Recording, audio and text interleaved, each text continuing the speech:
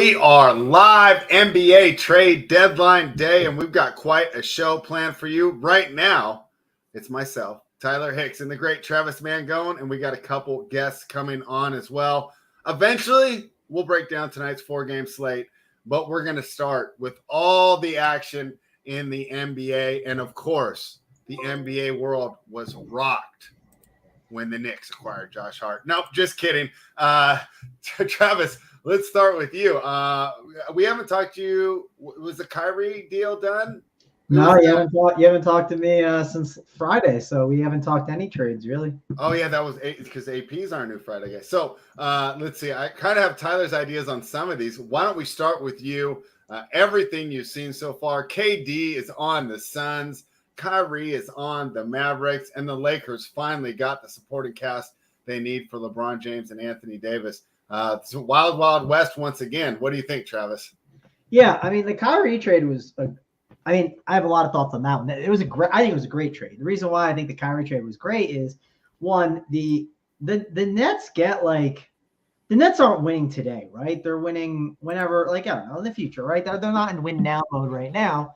But they get a guy like Dorian Finney-Smith. Dorian Finney-Smith is a great player to have on your team and a great contract, just in general, right? No one's going to – if Dorian Finney-Smith walks up and says, hey, can I play for your team? No one's turning him down, right? He is definitely someone that you're fine having on your team. They're not winning today, so it doesn't really matter that much. You get these draft picks. They don't have any draft picks, right? So they need to recoup some because the whole building the super team thing in Brooklyn – it hasn't worked. It didn't work with their KG and Paul Pierce idea. It ain't going to work now. So they decided to do that. I think it was a good deal on both parts. If Kyrie walks, right, one reason they did this deal with the Porzingis deal was to cut up Dinwiddie and Bertans' contracts, right? So they could make a deal to ship Dinwiddie out of town in order to get another piece, right? Instead of having one big contract. Now, could you make the argument maybe the Nets could have done Porzingis for Kyrie? Yeah, maybe they could have, but I highly doubt it would have gotten pulled off. Nets probably wouldn't have wanted Kyrie, probably wouldn't have wanted Porzingis really anyways. So overall, I think it was a great trade for both parts. I think you obviously saw the execution of that Porzingis trade finally come to fruition with them getting rid of Dinwiddie. So I absolutely loved it from both sides. I thought it was pretty good. The KD deal, I like that from both sides too. I think obviously the Suns got better. I think a lot of people are confused why Ayton's not in that deal. And I'm not that confused. Tyler, I'm going to tell you this. You're the coach of a basketball team. They'll say their name's the Brooklyn Nets. Your starting center is DeAndre Ayton and your starting power forward's Ben Simmons. What are your thoughts on that? No, we're screwed. But I think there's some contractual thing that he couldn't be on that roster with Ben Simmons. Isn't it like you can't have two rookie max deals on the same team? You'd have to separate them. Yeah, that could be the case too, for sure. But even if I just don't think it makes any sense. Also, the one huge mistake I felt like the Nets made when they did that Harden trade to the Sixers was they were always trying to get Tyrese Maxey. And I understood why the Sixers don't want to give up Tyrese Maxey. But my big argument I always said was, please do not take on a bad contract like Ben Simmons. Don't take this guy. You're going to ruin your future possibly. And they hurt themselves. And so do you want to take on another contract like Ayton to hurt yourself? Regardless of the rookie thing that you're talking about, I would not want to take on Ayton. Doesn't mean he's a good player. He's not a great player to me. That's just my personal opinion. I'm not a huge fan of having him on the team. So overall, I wouldn't want to take Ayton's contract. But you know who is someone that can play on any basketball team and any team would value? Mikal Bridges, right? I value him way more than I value Ayton personally. So I like the deal for both sides because, again, I like Bridges as a player. I think having Bridges and Dorian Finney-Smith are good pieces that you can move in the future to gain assets. Or if they show up to any team's doorstep and say, I would like to play basketball for you, they'll say yes because they're great 3-and-D players. They're just valuable. Those are way more valuable pieces, I think, than people realize in the league. These flat-footed bigs, I don't want them. They're not worth it. So yeah, that's my thoughts on that. I guess before we go to the Lakers deal, let's get JSU's take on all the Nets deals, right? We've only discussed those so far. Talked about the Kyrie and the KD thing, so that way we don't go too far out of order and we can all debate what we think is good and what we think is bad. So JSU, what did you think of the Nets deals overall? Overall, I mean, what are they going to do? They on the Kyrie. Do you like what they did? Do you not like? For instance, like everyone argues Ayton should have been in that deal. I don't think I would have took Ayton if I was the Nets personally. Are y'all doing an impromptu trade thing? Yeah, we'll do the slate probably at noon. Kurt was coming for the 4 games. He has nothing for the trade deadline. Kurt, I'll jump off for the 4 games, and you can talk about the slate. I'm glad you're here because Steve swamped, so I got to finish the college playbook. So this is perfect. All right. Well, the link's going to be live for like an hour, Kurt. So jump back in when you're done. God, look at Kurt's hair. I could never do my hair like that. I mean, come on. Bro, I got to shower. I just got out of the gym. That's like getting out of bed hair too, isn't it? It just sits like that. These look rough. And he glows like that too. I mean, he's glowing. I know. Look at him. The ring light right in my face. And everything. God. Oh shit! I can't believe Bones got traded. That's the biggest. What the fuck to me? What? You knew he was coming in with something. Kurt just came in hot. Kurt, what do you mean? Bones has been DMP'd every night. They don't want him. I know, but like his family's getting in with Jamal Murray. Like, I mean, that's what did you say again, Kurt? I'm gonna correct you. What did you just say? Is he old? I said he's young. Is he an old guy? Is he like 30? He's young, but he doesn't buy in. No one wants someone who doesn't buy into the system. If you can't buy in with the Nuggets, a very easy environment, he's gonna be bounced around the league and be difficult. I can already tell. What do? You're going to pair him up with Reggie Jackson and John Wall, just another guard that just dribbles at the YMCA and can't play defense? Like, it's John not Wall all about is you, dust. You can't buy in and just get out. John Wall's dust. Reggie Jackson's dust. What do you mean? Yeah, I know. I'm just saying it's another guard. Can you imagine if the Nuggets would have got back Terrence Mann, someone who actually is a legit team player? That would have been the nuts. Terrence Mann would be good for that team. How about Thomas Bryant pick up as a backup for Jokic? That's a guy who come off the bench and score some points. I was like, that's a good pick. I couldn't believe the Lakers gave him up for him. Well, the reason the Nuggets out. The reason that deal was good for them too is like DeAndre Jordan playing the backup 5 is like a disaster, right? It's an instant like -8. You know what I mean? In his 6 minutes he's out there. It's so. But the Lakers needed to open up minutes anyways. Yes. So the Lakers needed to open up minutes anyway. So it didn't really. To them, it was probably just like, yeah, they were giving it to the Nuggets, but I don't know. They need minutes for Vanderbilt. They need minutes for Rui, AD, and I guess I read something about Thomas Bryant being unhappy with the minutes cut in general with AD back. So now they get Vandy. I mean, they just get rid of the guy who's unhappy. It's the same thing. Like Westbrook's unhappy. All right, get rid of him. I don't know about the vampire quote that some dude had where he's sucking the life out of the team or whatever. That was the dumbest thing I ever heard. But in general, I mean, yeah, if a guy's not happy, we see it happen all the time, right? Players aren't happy. Players dictate a lot of things. Like even the non-stars, like your attitude is going to dictate a lot. Bones doesn't buy in. He doesn't buy into being the backup guard and playing 15 to 18 minutes a night and, being the 5th option or 6th option on a team. All right, Bones is gone. You know what I mean? That's just what it is. He's not like a star or anything like that. Like I think he's talented. I think he could be a good player in the league at some point. But again, it just shows you that, no matter who you are, you still have some type of pull in what happens to you and stuff like that. So we see it with all players, not just stars nowadays. It's even bench guys. They just say they're unhappy. Okay, screw you. You're out. So Thomas Bryant, similar thing happened to him. We'll see what happens, but we'll go back to the Nets just real quick. And real quick, Jess, your big blockbuster deal just went down. Garrison Matthews, Frank. I saw that. Yeah, I'll just say, so the people know. Garrison Matthews, Bruno Fernando. The Hawks trade and get Garrison Matthews, Bruno Fernando, and the Rockets, they get Justin Holiday and Frank the Tank. So there you go. I'm assuming that freed up someone with cap space, right? Atlanta got freed up cap space. Okay. There. A lot of those type of trades, you'll notice. Yeah, you'll notice like that's the big thing. Like the Dario Saric one's another trade where I think they got freed up with cap, right? Dario Saric had a decent contract, right? Can't remember exactly. Well, Darius Baisley actually helps the team now that they've traded away their I'm saying, but I think it was a cap move too, right? Like there's a lot of cap moves. Didn't want Baisley, so they were like, "Screw it, we'll get rid of him." And Saric freed up cap, so it kind of helped the Suns on both ways. Sar's contract is $9.2 million. So yeah, That's what I'm saying. It Yeah, helped the that's- Spurs in two different ways. They upgraded a player and they got rid of a decent sized contract. So, yeah. All right. To the Nets. I personally think that for what they had to do, which I think at a certain point, once you got rid of Kyrie, you pretty much just, I think it was time KD.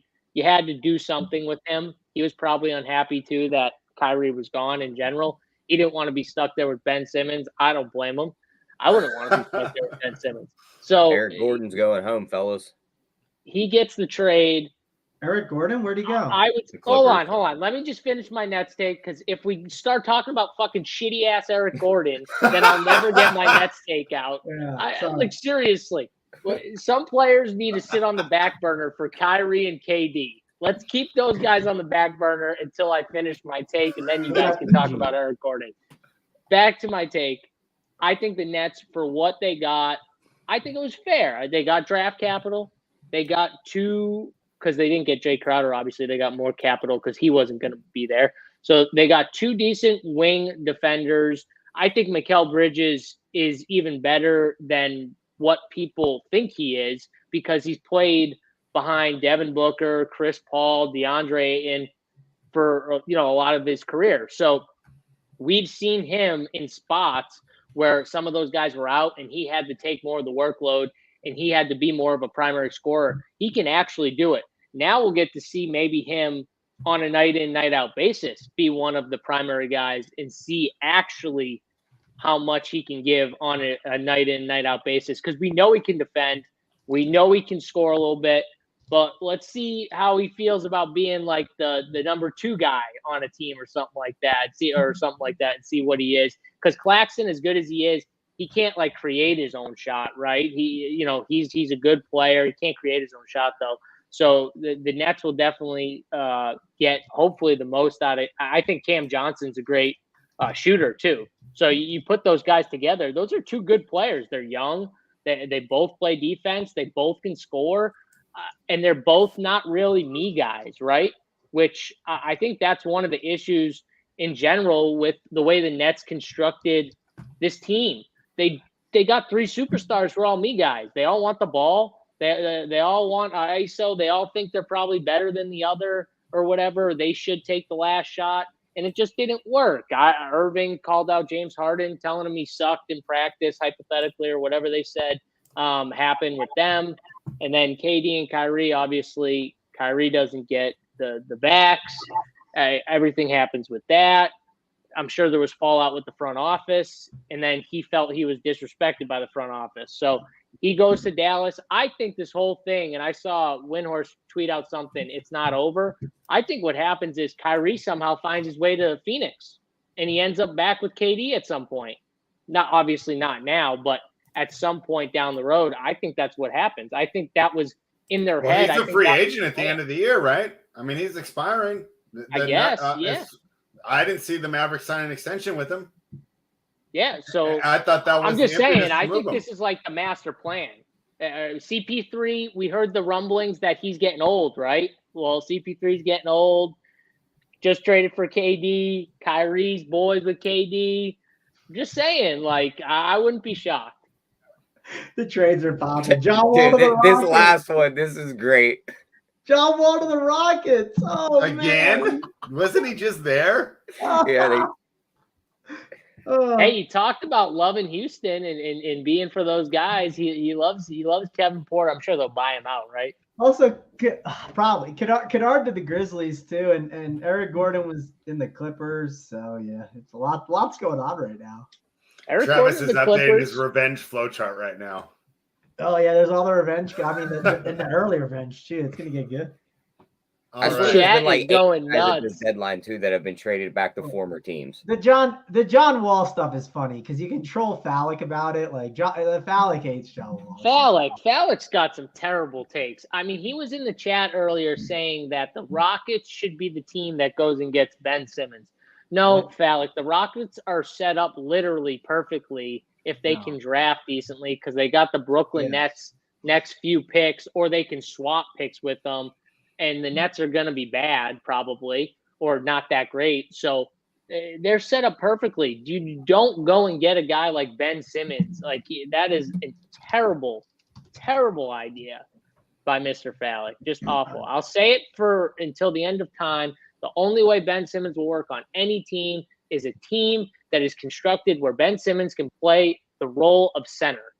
Center, as in he is the big goof on the floor who can't shoot, gets everyone involved, and he's like point center. So he's not with a guy who needs the ISO ball, and he can play point center and be the big man on the team. That way you can put him on the block where, he's only comfortable shooting 2-foot shots. So pretty much like layups and dunks, and he's not even really comfortable doing that right now.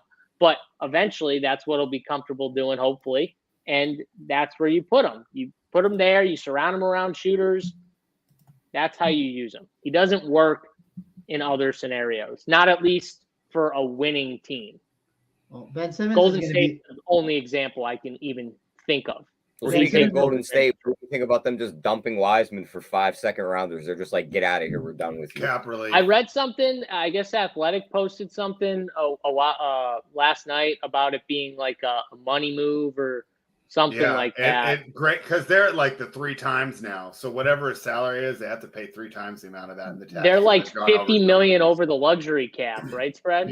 Yeah. It's something crazy like that. So, I mean, it's terrible because what was he, the 2nd overall pick? But what are you going to do? They don't want to pay. I don't blame him. It's a terrible spot for him, too, man. I feel bad for him because he's a super athletic center, and he's going to go play behind probably one of the few guys that's way more athletic than him, and Jalen Duren. So, what are they doing, by the way? Like, what are they even doing in Detroit? Do they just want to play like 2 bigs all the time? They want to play like 4 bigs. No one has known what they've been doing in Detroit for a while, to be fair. I mean, they got Stewart and Duran and now Wiseman, and when Marvin Bagley, whenever he comes back, they got him. What are they doing with that team? Wait till they land the first pick in the draft too. Yeah, I know, right? And they get Watanabe. I hope they don't. Yeah. That would be terrible. Like, NBA, like I said in chat, NBA, if you're not rigged for real, be rigged this 1 year and don't give us Detroit #1 pick. Give them the 3rd pick or something like that. Just please Keep it away from Orlando too. We don't need another big down there. Oh God, they're another team. Give Orlando 2 and then get Scoot. I'm in on that. That sounds. Yeah, I want. That'd be a Orlando nice to one. Yeah. I wouldn't mind any of those teams actually getting Scoot. Yeah, Detroit could get Scoot. It'd be fine. It wouldn't be that big of a deal. I don't want to see Victor going there though. All right, JSU, Kings fan in hell here because not only why you guys are number 3. He's fucking surrounded by monsters now. And the worst part is I'll take losing to Phoenix. I don't mind losing to Dallas or Denver, but we're going to end up losing to the Lakers. I thought this trade was great for the Los Angeles Lakers because you needed role players. Like when they won the title in 2020, right? They had KCP, excellent role player. Kyle Kuzma, excellent role player. Alex Caruso, excellent role player. They added 2 shooters in Beasley and Russell and a versatile defender. What are you laughing about, Tyler? Patrick Beverly put his tweet out yesterday about him and D'Lo getting the gang back together, and then he just shipped his ass to Orlando for Mo Bamba. For who? Mo Bamba. Mo Bamba's on the Lakers now? Yeah. What a steal for the Lakers. I knew when they shipped out Thomas Bryant, too, by the way. I wanted him. They were up to I something. sent Big T a text. I said, Tony, hey, congrats. Like, not a terrible get as a backup center, Thomas Bryant. And he goes, yeah, but what the fuck are the Lakers doing? And I'm like, trust me, they got something else in the works. They're not just like shipping him out. There you go. Mo Bamba. He's been playing the backup spot. He'll play 15. Maybe he gets 15 minutes. It's another shooter, too. He's not that bad from 3. He's going to give them even more space. I think this team Didn't mind him. I always didn't mind Mo Bamba. So, I mean. I wanted him on the Kings. I thought he would have been the perfect stretch 5 next to Sabonis, where he can be our center on defense, but he can play the. I'm actually stoked for the Magic because now maybe Bull can get some true run. Can we give the man some actual run and not like 15 minutes a night? Like, God, Bull needs to be freed. He needs to be freed from Doncic coaches. Bull could have been on the Nuggets. You know what I mean? Like he could have been there. I think that ship sailed. The new trade deadline will probably get traded back there in 2 years. JSU, do you agree with me, though, that the Lakers are now top 4 team in the West and a legitimate contender to win the title? Or am I just overreacting because I'm over dramatic when it comes to this stuff. Phoenix, Denver, Golden State. If we're presuming Steph is back and healthy, right? By the time the playoffs start, right? So 1, 2, 3. After that, The Clippers. Yeah, I'd put the Clippers outside of them for sure. I think the Clippers and Lakers are kind of close. I would go the Lakers actually over the Clippers if I had to choose one. So yeah, I think the Lakers. I'm not buying into Memphis. I will not fall into that trap. I would say the Lakers are 4 spread.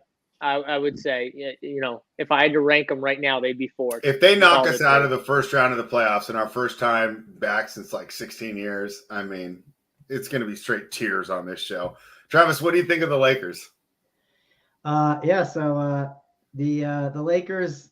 Let's segue into talking about that trade, right? So yeah, I thought they came up. Joey Worth, the Lakers suck. The West sucks. I mean, the West before this trade deadline, we were talking about like how is it not just the Nuggets and running away with it with how bad the West is, and now all of a sudden you bring KD over to Phoenix, bring Kyrie over to Dallas. LeBron gets a bunch of help. I mean, LeBron was just given help, by the way. That trade was ridiculous. I can't believe Danny Ainge did that to me. I feel like personally attacked by Danny Ainge. I feel like he did it to spite me. So how does he get D'Lo, to get 1 first-round pick? Malik Beasley and Vanderbilt? I don't understand how they just give them that. They gift wrapped them like literally a solid 3-man for nothing. For what? So here's my question. 1 pick. We'll lead with this. Here's the question. If you could have, and I'm not saying I feel very confident in this answer, but if you could have Kyrie Irving, or you could have D. Russ, Vanderbilt, and Beasley, right? In the Lakers situation, is Kyrie more valuable, or is I like the 3 because that's they what I'm saying. depth. I think you can make an argument that the Lakers' depth was so bad that getting the D'Lo thing instead of getting Kyrie could have been worth it. But my only argument against it that I'm a little concerned about is I am in the camp of like when you just got 3 stars, you kind of figure it out, and Kyrie's amazing, right? And we saw what they did in the finals against the Warriors. So, but I do think that team was just lacking some depth. But obviously it'd be nice to have Kyrie, but a great consolation prize. If you don't get Kyrie, to get D'Lo, Beasley, and Vanderbilt, like sign me up for that. The Lakers made an amazing move, like absolutely incredible. I think it's better because they were putting out players that wouldn't even be on any rotations. Like Lonnie Walker, he's cool, right? But he's getting like 10 minutes on the Magic. He's getting like I like Lonnie Walker. 10 minutes on the Rockets, right? I mean, he's not an NBA guy. You don't want him playing 30 minutes a game. You think so? No, Travis? I don't want him playing 30 minutes, but he wouldn't have to play 30 with because they have other guys. Like I know JSU is big on Austin Reeves, right? Austin Reeves has been out for like a month, right? He would definitely play a lot more minutes for sure. So I'm not saying for sure I think that the D'Lo trade is better than the Kyrie one. Because like again, when you just gain a superstar like that, it's infinitely better than not having one. But it's a pretty damn good deal what they pulled off, especially to get off of Westbrook, which is phenomenal, right? On top of that, what are the Timberwolves doing? Like, I mean, I get what they're trying to do. They're trying to fix their really bad trade with Gobert. And the way to do that is gaining Conley because it could work. I just think they should have, you learn this in business school, right? It's a sunk cost. You screwed up. Don't try and fix the shit situation you're in. Just take the L and try and move on from it. But that's not what they're doing in Minnesota. I disagree with you there. I think it was a good move for the Timberwolves. Okay, great. You need a distributor point guard, and that's what he is. And he's a better defender. And now their team's future is again, their ceiling is capped. That's the problem. Again, I'm trying to win titles when I'm being the GM. I'm trying to make my team to win a title. That team in Minnesota can't win a title. You weren't going to win a title with D'Angelo Russell. Yeah.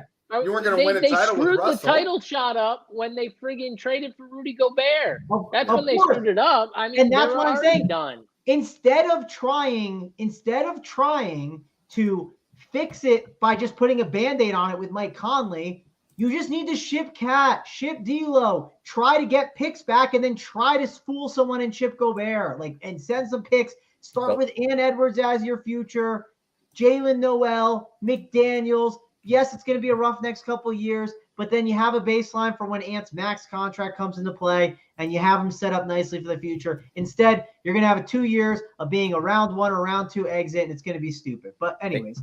They said the Lakers and Pistons are in advanced talks on Bogdanovich. Bogdanovich to the Lakers. Unbelievable.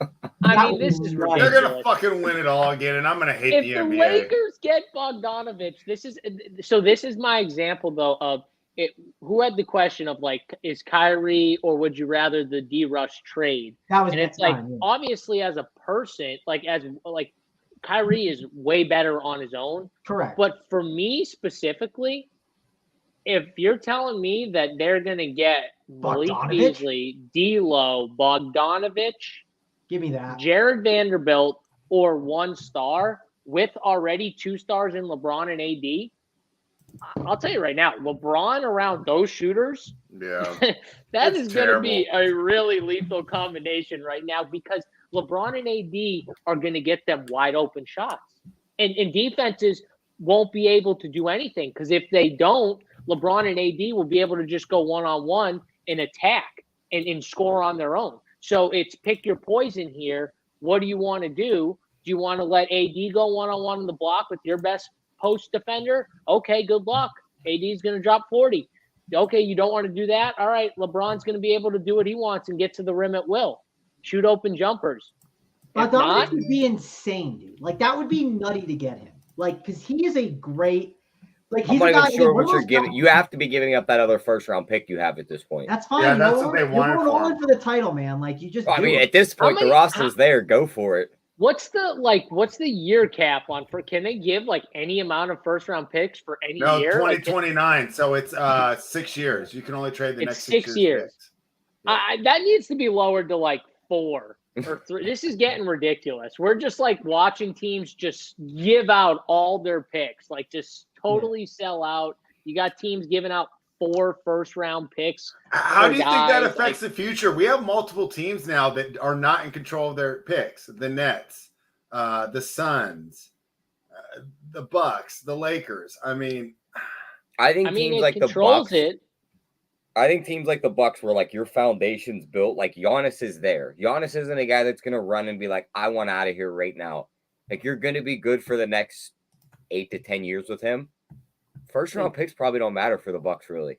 Like, who are you drafting in the 25s to 30 ranges that's actually going to help you? The Lakers are 65 to 1 to win the title right now. I'm about to wager on that. That's insane. Yeah, I would wager on that, right? If I could do that right now from my phone, I would definitely wager on that. 65 to 1 on FanDuel? What are we doing? I love all these rosters additions holding LeBron's 350 to 1 MVP ticket. Just get me into the race. So I grabbed 3 tickets this season so far. Right when the Donovan Mitchell trade happened in the offseason, I grabbed the Cavs one and I said I can sell that for maybe double my money by the playoffs, and I'm probably not going to keep it, but you never know. Sell that, man. I will sell it when the time comes, right? I will. Yeah. So I'll gain money on that.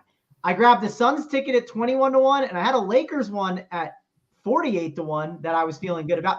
I can't believe they're 65 to 1 on FanDuel right now. That's insane. The Heat are 55 to 1. The Pelicans are 45 to 1. The Cavs are 27 to 1. The Grizzlies are 20 to 1, and the Lakers are sitting at 65 to 1 on FanDuel. Just bet on it right now. Like, you can, worst case on FanDuel, when they're in round 2 or whatever, you can sell that ticket and gain a profit more than likely. Like, and listen, you don't know what happens. Who knows? KD has been hurt. Devin Booker's been hurt this year. Chris Paul. What if 1 or 2 of these guys go down? Like, you don't know. Obviously, right now, Phoenix just looks like they could be unstoppable and run away with it. But you just don't know what happens. You know, Denver looks great. But what if Jokic goes down or Jamal Murray gets hurt? You know what I mean? Like, so to me, the value in that ticket is absolutely insane. And you can pull the other thing and say, AD, what if he gets hurt? Well, that happens all the time. But I'm just saying 65 to 1 is wrong when Mangone just listed 4 other teams that I don't even put in that range of the Lakers. Like, I have the Lakers ahead of all of those teams he just listed at way, way worse odds. Like, what did you say the Pelicans were? 26? They 45. Are 45 to 1. Oh, 45. Okay. Still, whatever. The Heat aren't getting – I love the Heat, but they're not beating the Bucks and the Celtics. You know. Oh man, yeah, the Lakers. I can't believe that they pulled this off. I thought with their limited Well, assets, they haven't weren't going pulled to be it able off to do yet, anything. spread. They haven't Yeah. pulled off Bogdan. So Yeah. they have to So, give up. real quick. right? The Lakers will reduce their luxury tax penalty from 45 million to 17.4 by swapping Beverly for Bamba. They also generate a 2.7 million trade exception. They generated 3 others worth 2.3, 1.8, and 1.8. There's a reason behind that, right? Like, so that's really good for them to have those trade exceptions. So The Lakers just fall. How do they just fall into all this stuff? It's just everything works out. I can't believe it. Interesting. I was enjoying their downfall. It was one of the greatest moments of my NBA fandom, and it's over because they're badass again. Oh, Man. Joey Work. Oh God, we got to get back to Joey Work here. He just said, Joey. He goes, Westbrook greater than D'Lo. First of all, Joey Work. That's a terrible. He's just trolling. That's some Mikey stuff right there. Mikey's sitting next to him right now. I can't even. I mean, it's not as bad as Kevin's Ben Simmons tape, but it's. So, what are your guys' thoughts on this for Denver? Like, I know they've looked good all year. I'm not a big fan of them. Denver gets screwed. Yeah, I was about to say, they look around now. It's like, this was probably our year, and now everyone's loaded up and coming for us. So, and I don't think they're going to be able to cover those Suns' wings. I think Tyler, KD, Booker, they're just going to torch that team. Think about this, though. What if they get, like, the Lakers or Golden State in the first round somehow?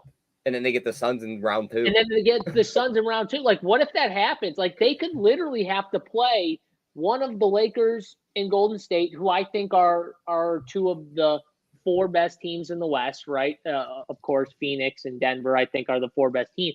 They could literally have to play one of, in my opinion, the top 3 other teams in the first, and they have the number 1 seed, and then play the other team in the second round. I mean, they definitely get the work, because I don't think anyone's catching Denver. Like, do you guys think anyone's catching Denver? No, I think they're the Suns from last year. I don't think anyone's catching them.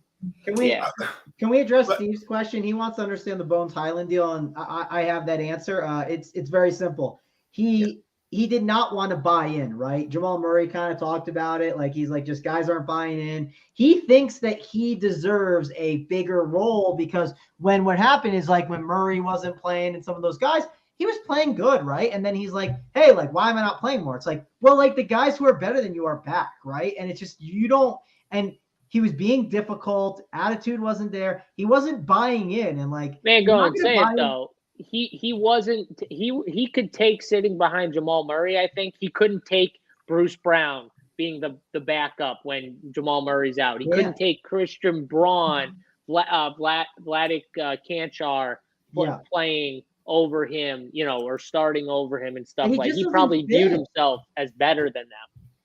But he just doesn't. It's not like the right fit. Like, Bruce Brown's a great fit with Jokic, like, phenomenal. Like, let me tell you, when I watched, I had to go to I didn't have to, but I went to the Timberwolves game the other night against the Nuggets, and I didn't get to watch them play the whole game because obviously it was an ugly one. But man, watching Jokic in person was incredible. Like, that was like, I mean, I loved watching Ant; he's fun, but watching Jokic live, it was like you could just, obviously, like, I know you can watch it on TV and all, but still, it was so cool to see live. He's just amazing.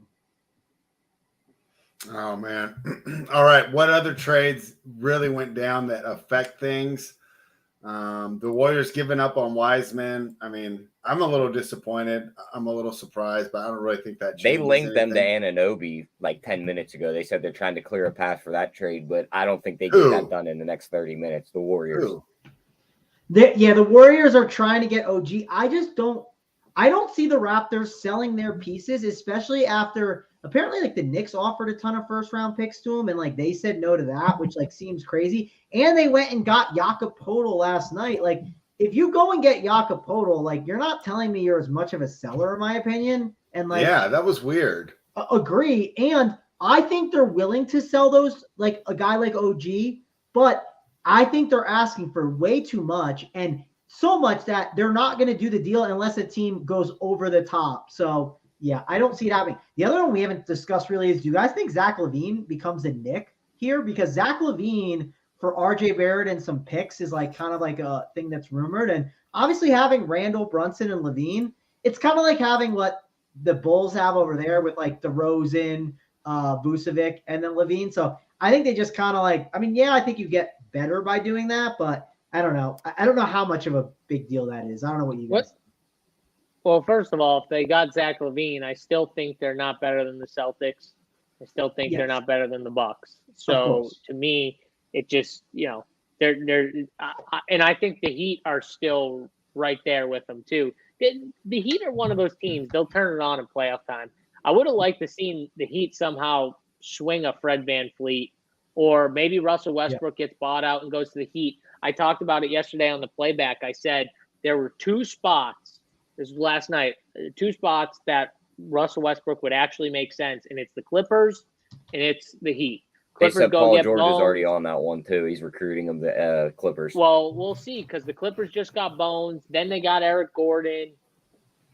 Maybe they can get Russ too, but Miami makes a lot of sense. They need a point guard. Kyle Lowry he's dust. It's over for Kyle Lowry. He had a good run, but I think it's almost time to hang it up for him. So they need another point guard, and I think he would actually fit. So that's where I think Russell Westbrook makes the most sense, either the Clippers or the Heat. And I saw that report too today that they said that those were two of the spots he was looking at. And Tyler already said Paul George trying to recruit him. We'll see, what happens with that. But how does Bojan not get moved here? Like, if he's still a Piston, are we still, like, we got to be shocked, right? But it is the Pistons, so who knows? It's the Pistons. Yeah, it really wouldn't be all that surprising. He's came out in interviews too and said that they've told him he's part of their long-term plans 1 week, and then the next week he's in trade talks. They don't know what the hell's going on in Detroit. JSU, I watched Boston play Philly last night. Incredibly shorthanded. Another Celtic busted for Big T. I watched the final countdown, so I'm sure you'll be hearing about that. Celtic busted for JSU too, because he busted his face. I mean, it wasn't necessarily a bad call. He got his face by his own teammate. I mean, friendly fire over there. Jason Tatum's trying to take out his own teammate so he can get more shots up during the game. I mean, no, not serious. But my main takeaway was like, fuck, this Boston team is good. They're that shorthanded, and they still get a win over a Philly team that's been playing really well. Now, the Bucks add Jay Crowder. Boston's the best team in the league. They are. First of all, this is what I mean by the East is better. You could make the case that before this trade deadline, the East had the two best teams in the league, in the Bucks and the Celtics.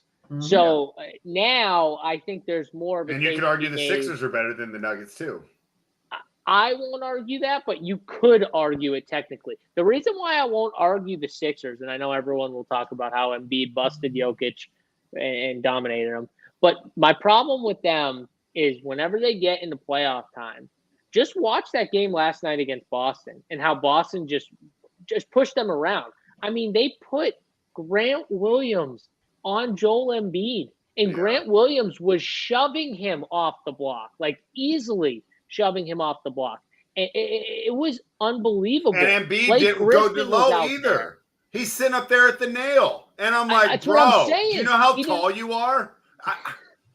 You know him. He wants to catch it, turn around, dribble between his legs, spin, fadeaway jumper. Yeah, bro wants to be a small forward so bad. The other thing is Joel Embiid is he forces up way too many bad shots. And I know they go in a lot because he's so good. You can't do that in the playoffs. And that's one thing that Jokic never does. I wish Joel Embiid would trust his teammates more. It's one thing that when you watch Jokic play, it's why the basketball is just so, so good when you watch him play, because he always makes the right play. He never – think about it. When does Jokic, force up a terrible shot? Really, and he has so much touch. It feels like every time he's in the paint, it just hits nothing but net. But that's because a lot of times he's only shooting when he's open spread. He's not really forcing up jump shots very rarely, ever. It's the craziest thing, but it's because he trusts his teammates. He wants to make that extra pass to get someone an open shot. Joel Embiid needs to – because I think Joel Embiid has the skill to do it. He just very rarely does it. He needs to have that more, not like triple-double threat like Jokic is, but he has the ability to do some of those things, not exactly to what Jokic does, but he can pass. You need to start trusting your teammates more, and James Harden needs to too. That will not win. The ISO ball between those two will not win them a championship come playoff time. They won't even get out of the East. They won't, because they won't beat the Bucks and they won't beat the Celtics. Just like last year, they couldn't beat it was the Heat. They couldn't even beat the Heat. They won't win with that style of basketball. They just won't. By the way, so Mason Plumlee just went to the Clippers, and the Clippers are sending Reggie Jackson to Charlotte. I think that's everything in the deal. Yeah, it looks like it's just one. That's it? One. Yeah, it's just one for one. It looks like. Why would the Hornets do that? We the people's gonna love this. All these. I know why. It just came. I know why. They want to make more time for Mark Williams, and they want to get more time for Nick Richards. I think they view both those guys as good players that should see the floor. And why not? They're not a good team. You might as well get them some run, right? Like, you spent draft capital. Like, I don't think they got any. Like, I wish they got like a pick or something. Maybe they'll come out that they gave a pick or something. But for me, Lakers said they're working in the next 20 minutes, but the buyout market is something they might be looking into too. Don't forget about that. The buyout market coming up, like, there's a lot of guys that are going to be available for that. So, like, we'll see. Like, I don't know if it'll be that many difference makers, but there'll be more coming even in the next couple of days too. Let me go back to the Jay Crowder deal though, because as good as Boston is, the Bucks have won 8 in a row since Chris Middleton's been back. They've been one of the best teams in the NBA. Feels like the Bucks and Celtics are head and shoulders above the rest of the East right now. We'll go through the whole panel, but right now, JSU, if the Bucks and the Celtics met in the Eastern Conference Finals, who would you favor? Now that Jay Crowder's on the Bucks, I think that it would be supremely close, because I really did view them as the two best teams, and I was actually expecting this trade to happen. This was something I did call a little while ago. It just seemed like it made so much sense in the world. Jay Crowder fit perfectly. The Bucks had interest. It made a lot of sense in so many ways, but I think I'd still favor the Celtics. My thing with the Celtics are they know how for whatever they have done really well guarding Giannis. They have multiple bodies they can throw at him. It's not just a one team. They have good team defense. They have rim protection. They have everything. If everyone's healthy, they have everything. They have stars. They have role players. They have literally got Malcolm Brogdon is a starter on every team. I don't know, guys, like every other team, maybe like 28 teams of the league at least. And he's not a starter on the Celtics. Like, think about that. Malcolm Brogdon is a really good player. He comes off the bench for Boston. That shouldn't happen. Like, he is way too good. But Boston has a really good team. They have a really deep team. You saw it last night. They put in guys like friggin' Blake Griffin. They put in Luke Cornett. Luke Cornett actually stopped Joel Embiid from yamming on him at the end of that first half. It doesn't matter. They just play the right way. They'll throw Sam Hauser out for minutes. He'll produce. Peyton Pritchard in spots produced. I just think the Celtics team is rolling, and I think they're clearly the best team in the East, in my opinion. Is the margin slimmer now? Yes. I think Jay Crowder definitely helps the Bucks a ton. I still go Boston side, though, if I had to bet right now. Travis, in the Malcolm Brogdon revenge series, which team would you be taking? I love the Celtics, so I mean I'm a Celtic fan, but I would take them. I think they're the best team right now.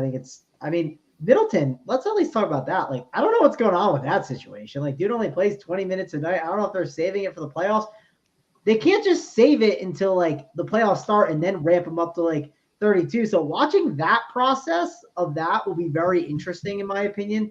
I want to see once he actually starts getting those full minutes. I understand being cautious with him. Don't get me wrong, but it is weird how cautious they are with him. I mean, if I told you, Spread, it's February and Chris Middleton's been coming off the bench for a month, you'd be like, there's got to be something seriously going on there. So, like, it's just something to monitor for sure.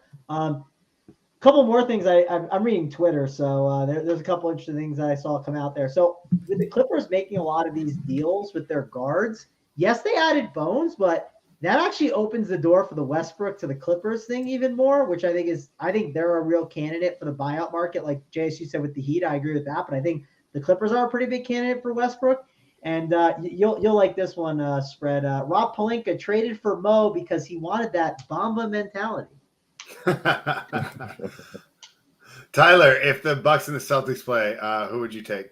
I think it's a tough one. I'm probably just going to side with these guys and take Boston. But my big worry here, though, is like that coach for Boston. Like, I know he's kind of just autopilot right now. You have a very talented team that's kind of taking you along.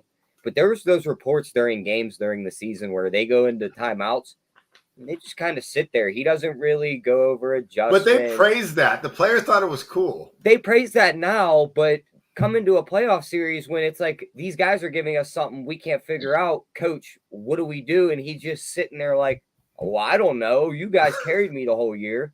Now we're kind of in a tough spot. So that's the only thing that worries me with Boston is that coach because put into a corner. You're really scared about him getting out coached by Mike Budenholzer. NBA championship. Yeah, NBA champion I'm coach not Mike big on Budenholzer. Budenholzer, but if the dude just sits in timeouts and doesn't say anything, one little adjustment could just split his brain in half, and then it's just, oh, go get him, Tatum, try and shoot us into a win.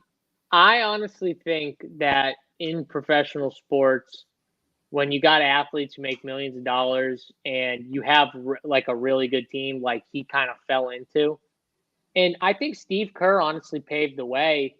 You got to put a little more trust into these guys. I think Steve Kerr did it early too. I think he realized right away. He even said it in a press conference or something recently where he's like, we don't have that like just freedom to kind of free ball anymore. We have to play the right way all the time now because these guys are getting older. But before, yeah, he had a good system around the guys, but he let them play free. He let them, as long as they were moving the ball, he let them play free. I think there's something to be said when you've got this type of loaded team, kind of letting them just figure it out a little bit and then picking your spots to maybe say something, don't say something. These guys are professionals. Celtics have been there. They obviously lost in the finals last year. They know what it takes to get there. I don't think he needs to be like selling them on that, right? They know the end goal is like championship or bust. So they all know that. So I don't know. I don't mind actually that for specific teams like Boston. That's just my take. But he's been smart. He's been smart with managing Brogdon's minutes, which I appreciate. If this Suns team's healthy going into the playoffs, so everyone's there, does anyone beat them?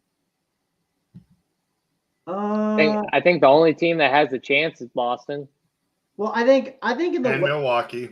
I think the Lakers are could be live. They could be.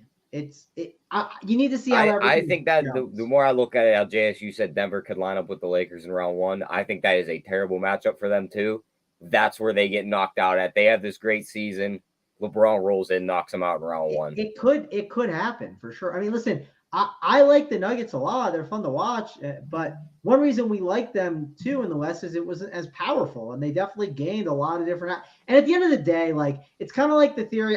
I did always say this, and it didn't come to fruition as much. But as a Packers fan, I was always like, "Hey, we got Aaron Rodgers, right? As long as we make the playoffs, we're alive, right? As long as you have a quarterback, like if you're the Bengals, right? You don't care in the next 10 years if you're the 7th seed or the 6th seed.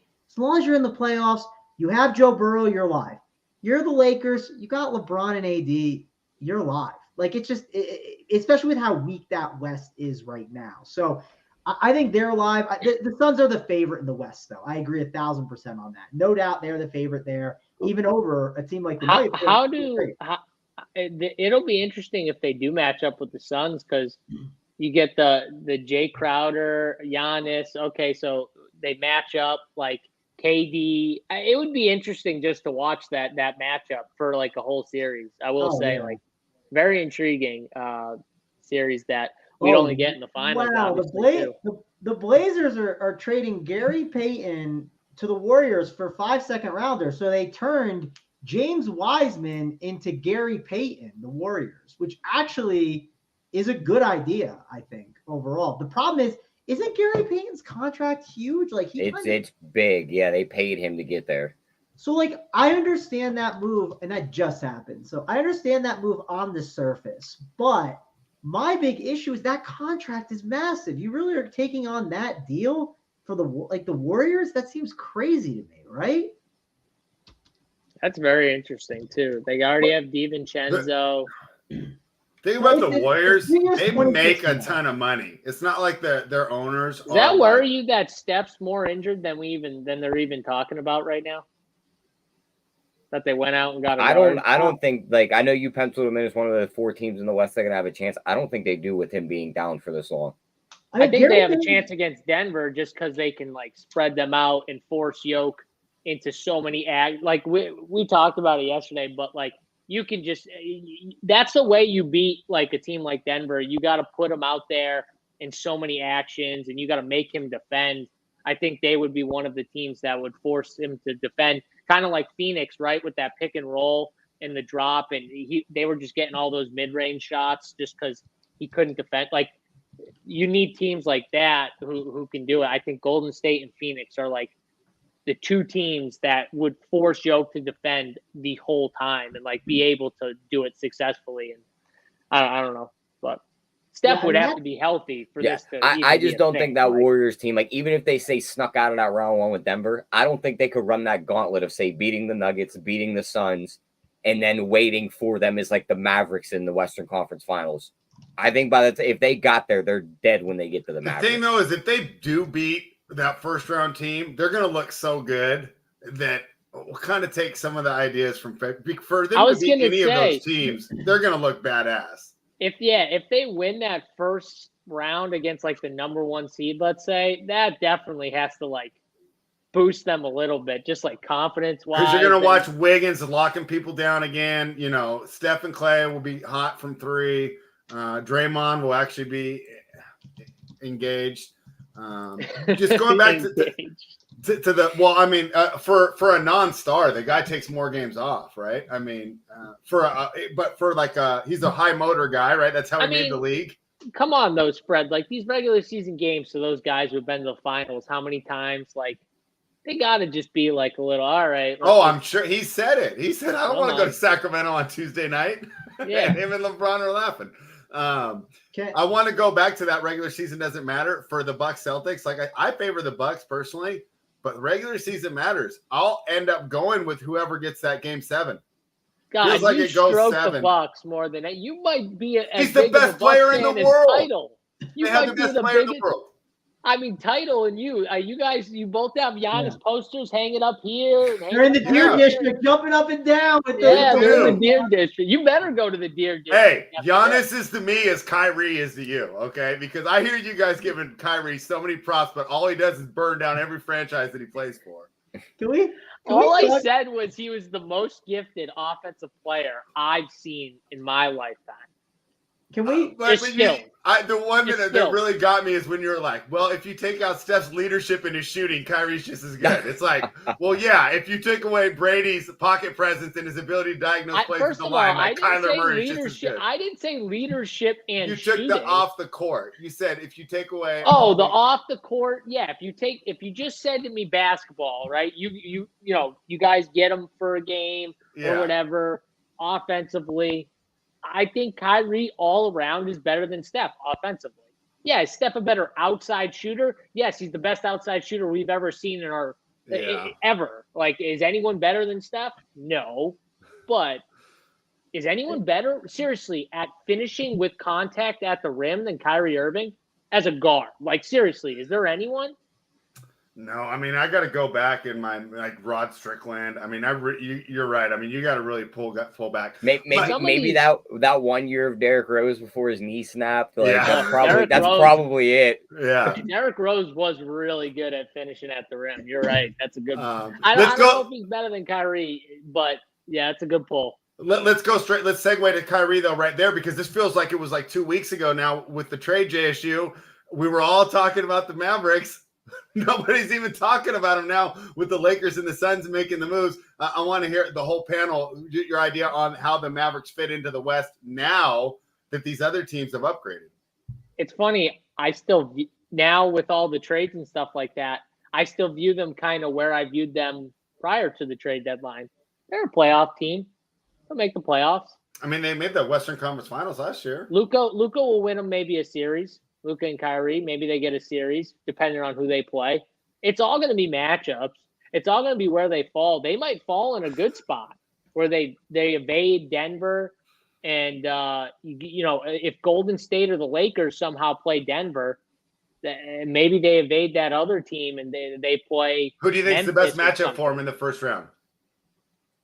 If I had to pick one team, because I would probably want them to play either the Clippers or Memphis. Haven't the Clippers smoked them every time they played? Like that's I still would rather them over Denver and Phoenix, who I think are the other two, because I don't think Dallas, unless you think Dallas makes it into that top 4 seeds, do you? Because I don't think they do. I mean, they're hanging at 4 right now. Yeah, but I don't think it's going to last. Isn't the Suns at 5? Yeah, Suns are at 5, Clippers are at 6. But KD's not going to be back for a while. Yeah, but they're getting Devin Booker back. He just started to come back, right? Yeah. Yeah, those That's guys the can thing carry. with the Suns. The record is bullshit because half their team has been injured like the whole year. Yeah. Like, it's crazy. Chris Paul was out for a while. Booker's been out a while, by the way, a long time. He was carrying the load for them for a while by himself. He's out again tonight, Mangone. Yeah. I mean, he's not going to play tonight against. No, he's not playing tonight. Yeah, he's for not injury playing. management. By the way, that Clippers deal, that they also threw in a 2028, second round pick. So yeah, another second round pick gets treated. Do you really like the Clippers spread? I mean, they're 8-2 over their last 10. Wow. I was watching. Over their last 10, they're 8-2. Oh boy. Yeah. I mean, you said that about the Suns. Aren't the Clippers the same road as far as the record doesn't matter because they played so many games without Kawhi? And I watched last night, and Kawhi looks pretty good still, man, in that half-court setting, and he could put the clamps on. Who did he clamp? Oh, he clamped up Cam Thomas the other night. You're telling me you watched last night's spread. You watched last night where Kyrie Irving just came in to a new team and decided to play basketball, and the Clippers – what was the score of that game? I know it didn't go over. It was what, 110, 104? I was pissed. Yeah, I bet the I over. want Spread to look it up and tell me. What was it? What was it, Spread? Because I remember watching it. Dallas kind of had it for a while too. It wasn't like they got out early. They got out early, and the Clippers couldn't make it back. I'm just saying the Dallas with an underman, no Luka. They got Josh Green, Reggie Bullock, Dwight Powell. Those guys are starting. Tim Hart. First of all, you named 3 solid players. Josh Green. Kyrie Irving hasn't played 1 second on the floor with any of those guys, and he came in and they beat the Clippers. Okay, so I'm not going to downgrade the Clippers. I'll just upgrade the Mavericks. How's that? So is Kyrie the greatest offensive player you've ever seen? I don't know what he is, but he's something. I'll tell you that right now. So Spread, the reason why JSU loves Kyrie is he grew up and he loved Allen Iverson, right? Like, I'm not saying they're like God knows. Like that's his like player, right? Like that's like. Can you imagine if Kyrie had AI's attitude though? We joke about posters and stuff like that. Like I had Allen Iverson posters as a kid, like posters. Yeah. I had the headband. I had the answer sleeve. I had it. I had it all. I was the AI till I die guy. Yeah, we agree. The answer over the I was in my 20s, but I was still rocking the Iverson jersey. That was the only. I lived outside of Boston my whole life. It was always the answer over the truth. I was never a Paul Pierce guy. It was always Allen Iverson. You had to be. I don't think I've ever met a guy say I'm a Paul Pierce guy.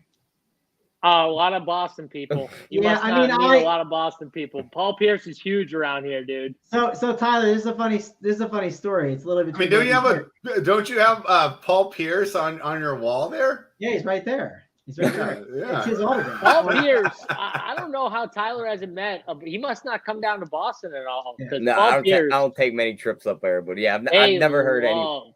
I think it's also because it's just the way they've just dragged him through the media in recent years. Where like Draymond's yelling at him, they ain't getting his farewell tour.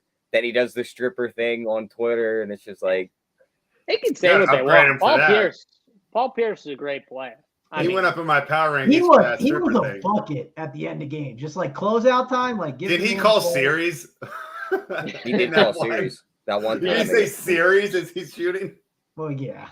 So Tyler, you'll laugh at this. So when I was a kid, right, I was trying to pick which was going to be my favorite team. And my two favorite players were AI and Paul Pierce. They were my two favorites. This is back when Paul Pierce played with Tony Battie and Antoine Walker. Like this was like, that was his like crew. He was dragging through the mud. And I went to a game. Like the shimmy, huh? Yeah. And go like the shimmy. Yeah. So I said when I went to a game, it was Sixers and Celtics. I said whichever team wins, that'll be my favorite team, right? Those are my two favorite players. Like whichever one wins, I'll pick, right? I was like 8 years old or something like that, and I went with the Celtics because they won that game. So that's why I picked them, and I loved Pierce and I loved AI. So I could have easily been sitting here, been rooting on James Harden. Oh, you're so lucky. To me, even though the Sixers are good, that's the ugliest watch. Embiid out there is flopping around like Harden, not realizing he's the biggest dude on the court. My favorite thing I've seen on Twitter over the past 20 minutes isn't a trade. It's Minnesota doing the thank you for D'Angelo Russell, like during all this chaos, right? They're doing the thank you tweet while like no one cares at all. It's so good. Celtics are done for the day. They got their Muscala ads. Yeah, the official deadline's passed. Over. So do we have? It's passed, but like sometimes stuff like falls in like the next like 5 minutes. Yeah, sometimes stuff like trickles in the last like couple minutes. But So does that mean Bogdanovich did not end up on the Lakers? That's what it looks like. And I read something saying John Collins is staying with the Hawks now. Yes. Yeah, that was on Underdog. I'm surprised he wasn't involved in a trade or something like that. Yeah. Saddiq Bey, though, I do like the Saddiq Bey that Atlanta got. I think he fits way better than like the Collins Capella. Do you think they have a chance to win a first round series though in that loaded conference? I don't know if that. I mean, for me, it's whenever I think of it's all about matchups. So could they beat? So who do they match up with? Who would they want to play? Because they're going to be the away. Who do they want to play? Well, where are they at seating wise? Yeah, let me look at the standings. So right now they're in 8th. They're in the 8th seed right now. They're not beating Boston. What are their chances? This is the real question. What are their chances to getting to a 6 seed or a 5 or 4 or 3? That's the real debate. And then if they get there, who can they beat? That's what you have to do. Brooklyn's coming down. Brooklyn's not staying at the 5 seed. Like, I would think. So I'm assuming Miami, maybe the Knicks. The Nets will be a play-in team probably though, right? Like the Nets can be a play-in team for just because of where they're at. They could be a play-in team unless they just completely start tanking, and they like. I don't think they can. So they have 10 solid NBA players. There's no Poku that they just throw out there and automatically lose, right? Hey, Cam Thomas is a hooper. I know. I think the Nets are like the new Raptors. So here's your top 4 teams that are not the Celtics, Bucks, and Sixers, right? The next 4, because we agree they're all in kind of a class above. It feels like you could put the Cavs in that Sixers class. I like the Cavs, and I think the Cavs could win, sneak in a second round matchup and maybe beat someone if they got really lucky. But obviously, it would depend on who they were playing. Probably not the Bucks or the Celtics. I think they could beat the Sixers, but the 4 seed is likely the Cavs. I think they'll hang in that 4 seed. If you think the Nets will drop down. Who gets the 5 and who gets the 6? I think the Heat will either be 5 or 6 more than likely. They'll grind their way to that. And then it's either the Knicks or the Hawks more than likely. Could the Bulls get there? Yeah, but I think the Hawks have a better chance. And here's the thing. If somehow the Cavs did fall to that 6th seed, and then you had like the Hawks in the 5, and then like the Knicks somehow snuck their way into the 4. I mean, they grind pretty hard sometimes. Like, there's matchups where they could. Obviously, the Hawks beat this version of the Sixers. I don't think they can beat this version of the Sixers. I think it's going to be tough. They can. The only way they can is if I say no. One reason I felt good about the Hawks kind of winning that series at the time is I remember there was some kind of injury, and Embiid was not like his full self, right? Like his back was messed up, and he was like kind of just fighting through it and playing, but he was not the normal Embiid. And that was one reason I thought to jump on that line too. It's just like, And Ben Simmons was there, so they were playing 4-on-5. That Matisse Thybulle was the best defender in the NBA by someone today. So Who told you that? without Matisse Thybulle, I think Atlanta might have an actual shot. I'm just throwing it out there. McDaniels. I like McDaniels. Who's the best defender in the NBA? JSU? Matisse Thybulle. I was told by one of our NBA analysts actually on staff. That's a title town. That's a title town take. He is the biggest Bucks homer outside of spread Astaire. I know. Drew Holiday's a better defender than him. Unbelievable spread, huh? The biggest Bucks fan we know outside of you, and he's telling me Matisse Thybulle is the best defender, and he said, that's my opinion, he ain't changing it. I made fun of him for like 10 minutes in chat. I got to send him on a link right now. We got to get him on here. I said to him, I go, yo, Matisse Thybulle is the best defender in the NBA. He couldn't get more than 11 minutes in a playoff game when Jimmy Butler was cooking you guys. What are you talking about right now, bro? Sit down, Matisse Thybulle. Where was he in that playoff series? When Butler and Hero, when they were cooking him, where was Matisse Thybulle to lock him down? I don't know. He was sitting on the bench, title. On the best defender in the NBA does not sit on the bench for 35 plus minutes of a game. I'm sorry. He doesn't. Where did he end up? Thybulle? Was it the Blazers? Where did he go? I think that's where he ended up. I think it's the Blazers spread. Did we finally get Dame getting traded this offseason just like to give him a chance to try and win something in his career? Yeah, get traded for Bradley Beal. The two teams. Did you guys see? By the way, did you guys see Jalen Brunson? How happy he was that they got Josh Hart. They're like friends, though, right?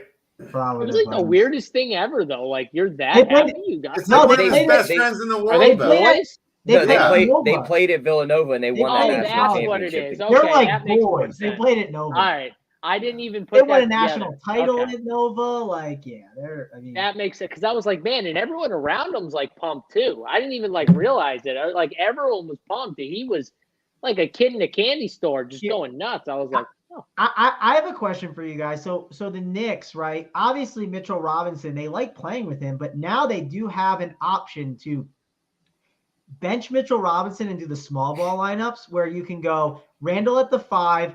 Barrett at the 4, Hart at the 3, Grimes at the 2, and you can switch them. Grimes at the 3, Hart at the 2, and then Brunson at the 1. Do you guys like that look, or do you like the Mitchell Robinson look? No, man, this allows them to go with Quickly at the 2, and Brunson at the 1, because now they got more defensive help with Hart that they don't feel they need to have Grimes in.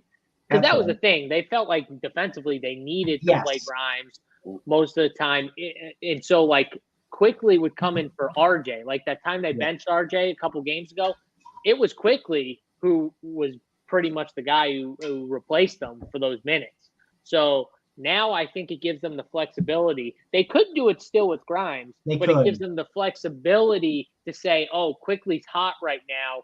We got to keep rolling with Quickly. Let's leave him in there. We at least have Hart and RJ or Grimes at the 3-4, and we can go Randall because they didn't like Toppin. They didn't like Toppin and Randall together for whatever reason. That they weren't in for that. And we tried the Jericho Sims thing. I think that's gone and passed. It also puts less pressure on on Julius Randle to have to play make in the postseason where the ball, when it moves around, it's not just like, okay, it's Randall or Brunson to find the way to get that bucket.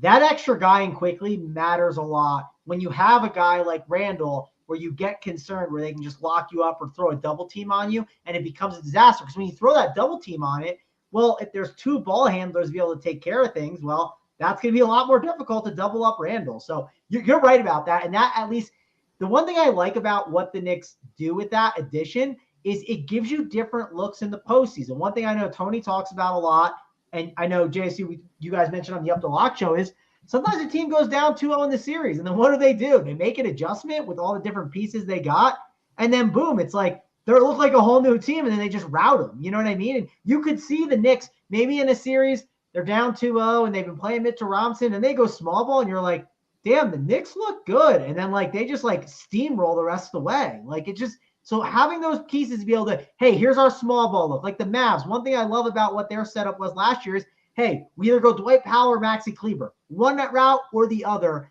That way it's two different looks to try and catch up with the three ball or play bigger and set those big body screens. So that's one thing I think the Knicks now have more of an ability to do that they were not able to do in the past. Let's be honest. Josh Hart's assuming that Thibodeau's going to do that, though. He's a Tibbs guy, though. This is a Tibbs guy right here. He's going to play defense. He doesn't need the ball in his hands. He can hit that corner three. But again, he has the playmakers on offense. He didn't need more of those. He needed someone who's going to do some dirty work, who's going to get on the boards, who's going to defend. Lakers are hard. He can play 40 minutes too, which you all know Tibbs is going to want to run his minutes up, and he's teams have played Josh Hart big minutes. Like, he can do all that. I think it's a perfect fit for what Tibbs wants, honestly, because you don't want the ball out of Randall, Brunson, and Barrett's hands. So you don't want guys who are going to necessarily need that ball, right? You want guys like this. This is a perfect. Do we even really want the ball in Barrett's hands? Like, what are your guys' opinions on him? I don't even think he's all that good. He wants those three as the scorers at all times. You want Barrett more of like a 3-and-D wing guy that can also, like, when he gets the ball in his hands, he's confident enough to drive to the hoop and not do something too. I feel like he would be the guy that would be perfect in that role where it's like, you're going to be our punch off the bench. Like, we're going to start the Brunson, Quickly, Grimes, Hart, Randall lineup, and Barrett's going to come off the bench and just torch a second. There is no way he would take that. It's just so many times I watch Knicks games, and it's like you're just screwing up the flow of everything, trying to get your shots. Like, you would fit perfect in a second unit. This is mine. I'm just going to dominate this second team for the other guys. But, yeah, just like you said, I don't think he does it either. Nope. Randall, to me, is up there with Kyrie and James Harden, where I've seen them play really, really good defense, and it's like I can count the number of times on both my hands. But there's times I've seen him be like an excellent top-level defender. I can't believe he gets away with that under Thibodeau. It'll be interesting to see. This stretch run is going to be great. And for all the people saying regular season doesn't matter, I think this home court is going to mean a lot because a lot of these teams are so close that having that Game 7 at home, could be the difference.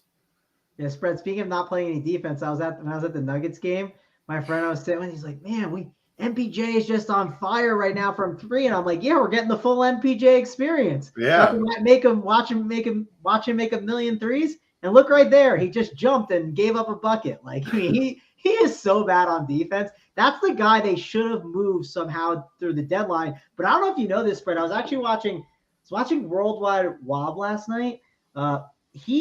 He went through this. There's an agent that has robbed the league of every contract. Like, he has all of the bad contracts as an agent. MPJ I didn't realize he makes $30 million a year. Yeah. Like, that's insane. So the guy that's the agent, he has Bradley Beal's contract. He's the agent for that one. He's the agent for Gordon Hayward's contract.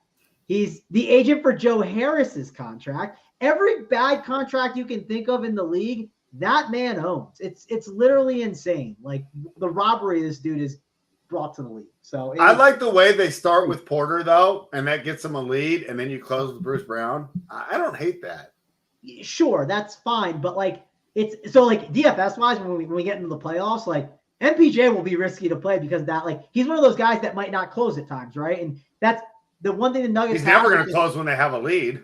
Yeah. And the one thing that's nice about a guy like Bruce Brown, like we just talked about, is he's one of those guys that you can plug into the lineup that will help change things and make you better. So I'm with you for sure. It's, again, the Nuggets, the one thing I like that they have is they have so many different pieces to give you different looks. The problem is it feels like they're lacking enough, like, star power to really get, like, a title home. That's the issue I have.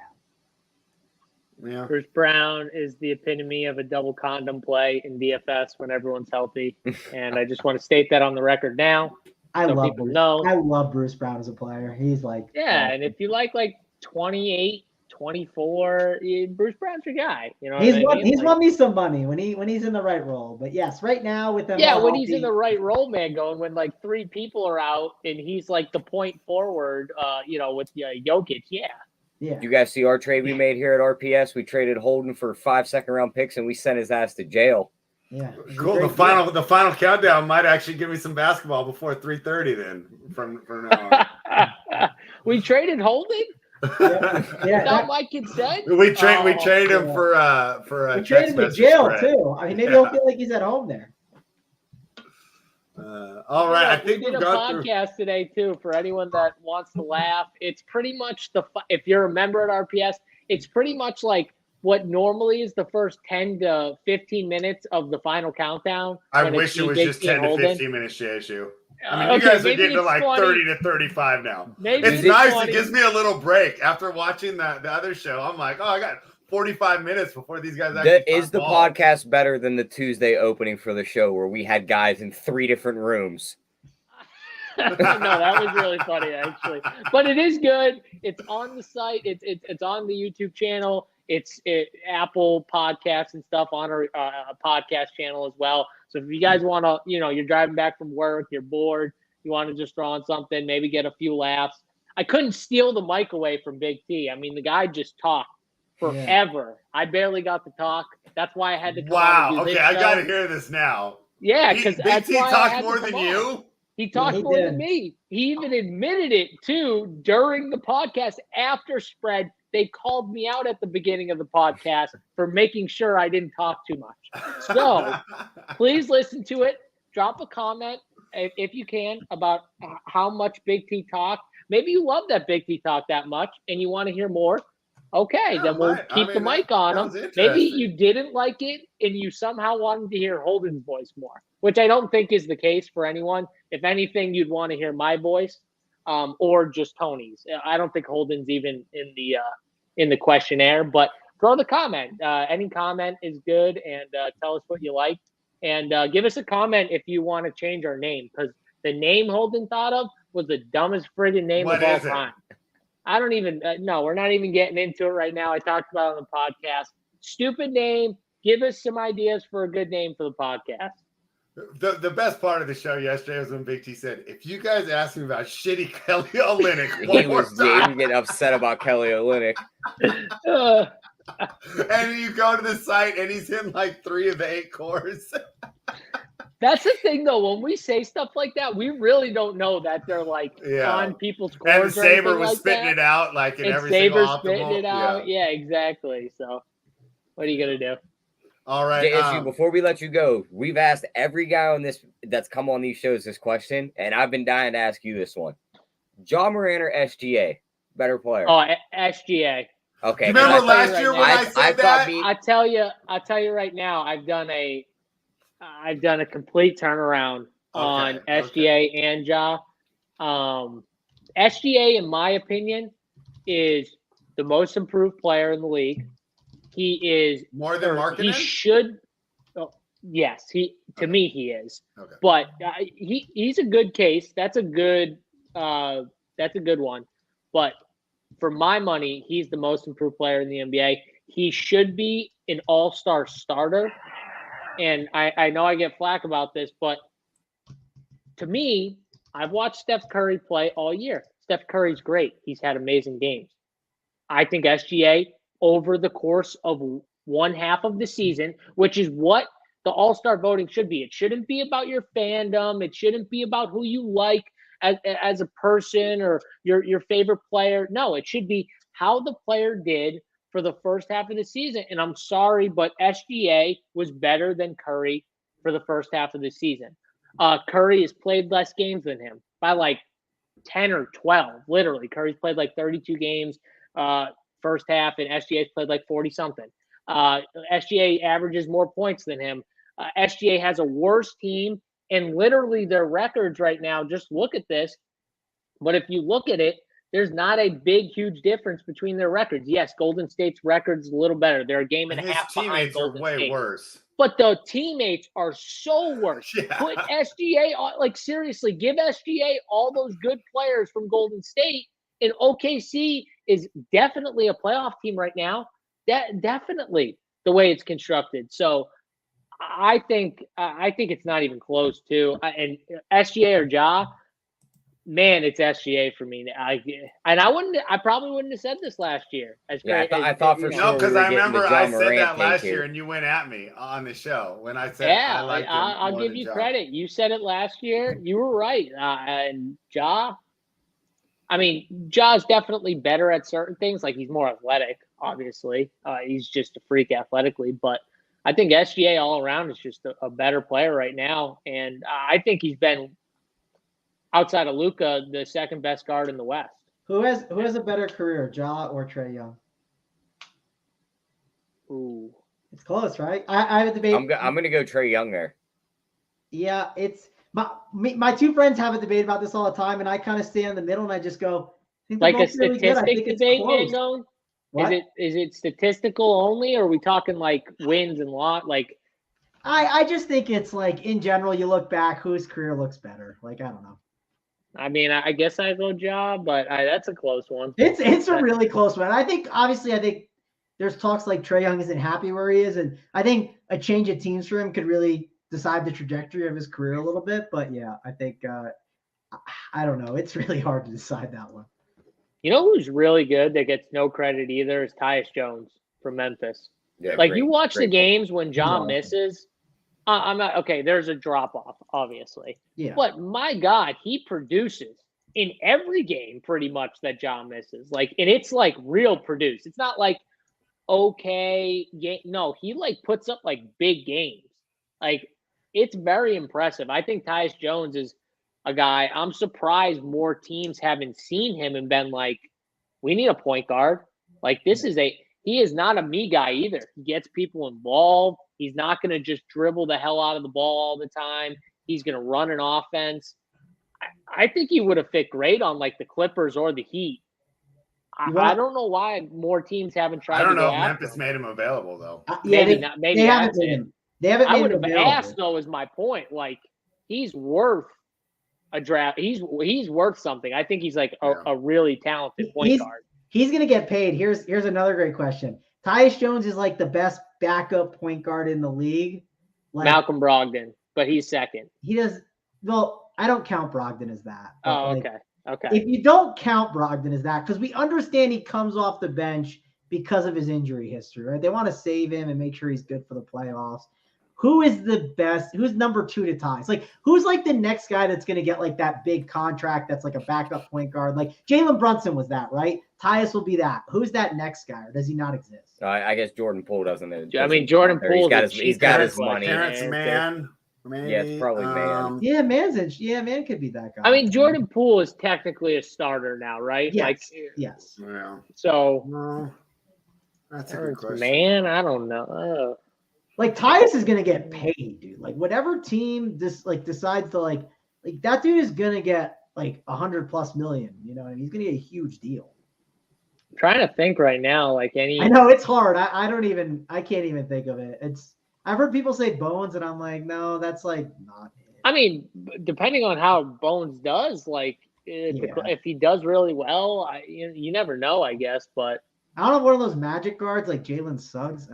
Probably not. I mean, Jalen Suggs can never stay healthy. Yeah, I would struggle paying him big money. I think he's super talented, but Cam Thomas is going to get the money, but he's not the main guy, so it doesn't count there. Like Maxey was kind of that guy too at a time, right? But then like Maxey, like just he's going to stay with the team, and I don't know. It was an interesting debate because it's clear like Tyus is like the next guard that's getting paid, like for sure. Who's behind? What about the kid on Pacers behind Halliburton? Nembhard. Oh, Nembhard. Yeah, that's a good one. Yeah, that's a nice pull. I like Nembhard. That's probably it. Actually, he's Clarkson's young. a starter though. Clarkson's a starter, right? Would quickly be a starter Clarkson's literally quickly. I think quickly's the other guy. That's the pull. Quickly's a good one. Pepe Silva. I think that's the one. Yeah. So here's the thing with Clarkson where he doesn't count. Clarkson literally is like if you go back 10 years ago, Jordan Clarkson and Jamal Crawford is a Spider-Man gift pointing at each other. I mean, it's the same thing. Like the only reason Clarkson kind of starts now is just because that team is so gross. You know what I mean? Like Jordan Clarkson literally was in the Jamal Crawford role for a lot of his career. Do you remember when we were arguing who was better, Sexton or Garland? Oh yeah. That's funny. All right. Did you guys want to stick around and break down this 4-game slate, or should we just bring you on for the next? I got a show in an hour, so I'm gonna go grab a cup of coffee and then gotta get my content up, and then I got the show at 4:45. And you're back with us tomorrow, right, Travis? Yep, we'll be back tomorrow. Right, we'll talk obviously any more trade. We can give a little trade deadline talk for the people then. But yeah, we'll be back tomorrow for the Friday slate. And yeah, I mean NBA's the league's changed a little bit, so it's gonna be fun. And also the next couple of weeks, thing I love about it DFS wise is new situations are here and people don't know how to adjust to them, right? And people struggle with it, projections struggle with it. So that's why we adjust to it. We talk about it on the shows. Jay is doing the Up the Lock show. He breaks it all down for you and gives you the winners with that. So pay attention to that kind of like analysis right now. There's stuff that like we'll talk about that projections can't understand right now. So stay tuned for all that. All right. Thanks for joining us, Travis. JSU, you want to break down the slate with us, or you want me to just catch your thoughts on the final countdown? I can go for another probably 15 minutes if you guys want to. Let's knock it out quick. Travis, thanks for joining us. We'll see you tomorrow. Cool. Yeah, I'll be on in an hour. So like I said, I'm going out to grab some coffee, and I'll be setting up the content too. So be sure to check out my single entry 3 max, and like I said, check out the Up the Lock show. They'll be bringing winners for you guys. All right. Let's dive in tonight. Denver Nuggets are -6 in Orlando, taking on the Magic. The total's 231.5. Tyler, let's start with you. Not a lot of shakeup here between these teams, so I feel like the projections could pretty fairly accurately project it. Unfortunately, I came out to a 6-point edge for the Nuggets. What are your thoughts here? Yeah, I'm probably going to stay away from the side. I like the total here, though. I mean, the Nuggets will put up a ton of points. Orlando doesn't play much defense. These guys for the Nuggets are just going to shoot a ton of threes. We talked about Michael Porter Jr. a little bit ago shooting a ton of threes. He's going to do it right here against the Magic. They don't defend wings very well. If Murray plays, I see he's got the Q tag next to him. He could have a big game here. Guards against the Magic also smash. So I think they win the game. Don't feel comfortable laying the 6. I'll take the over here. I think you get a nice big total here. Was it 231? I think the Nuggets maybe even get into the 130. So I like the over. Guys, let us know you appreciate JSU coming on with us. Give us that thumbs up. RunPureSports.com. JSU, Denver Nuggets, Orlando Magic. Nuggets laying 6 on the road. Yeah, Nuggets laying 6. I didn't mind the over pull that Tyler was talking about there. I think that's not a bad spot. Jamal Murray obviously being questionable. They said they're going to be real cautious with him too, with the knee inflammation pretty much just flaring up. So you would think them managing that injury, if he even feels a little uncomfortable, he probably doesn't go tonight. But at the same time, whether he plays or not, it just feels like this Nuggets offense is just a machine. When Jokic is on the floor, they're gonna run and they're gonna put points up on that board. I do think it's a decent spot where you could see the over hit here, but I definitely like the Denver side. Orlando plays no defense.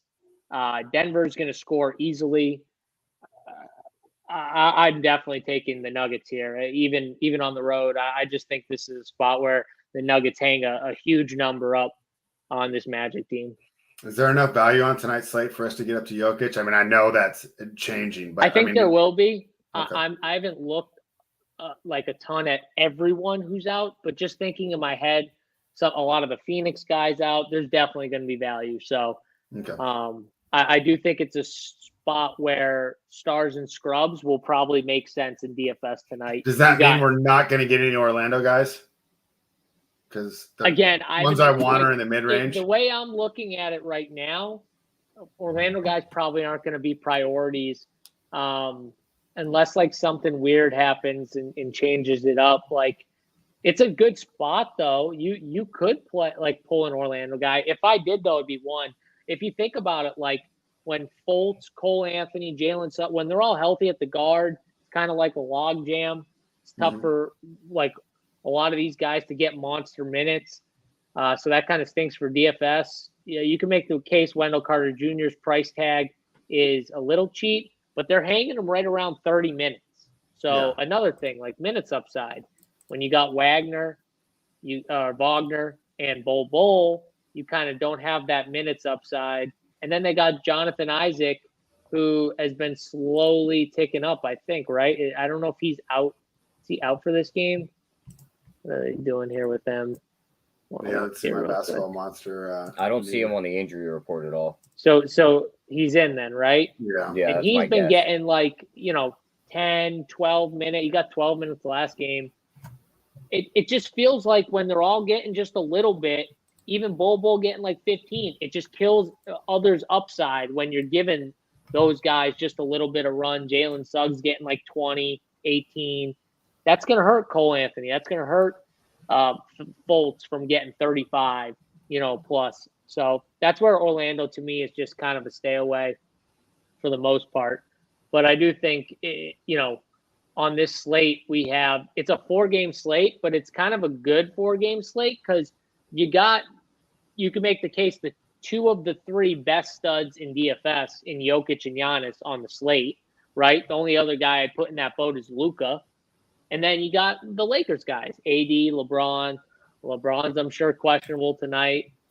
We'll see if he plays. I'm assuming he just plays, but you never know. After breaking that record, maybe he does want a day off. Yeah, I talked to Ski this morning, who's a big Lakers guy, Ski Prophet, good better for Wager Talk. I did the wagering war with him earlier this morning. He doesn't expect LeBron to play tonight. And it makes sense to me because I don't have this line anywhere near 7.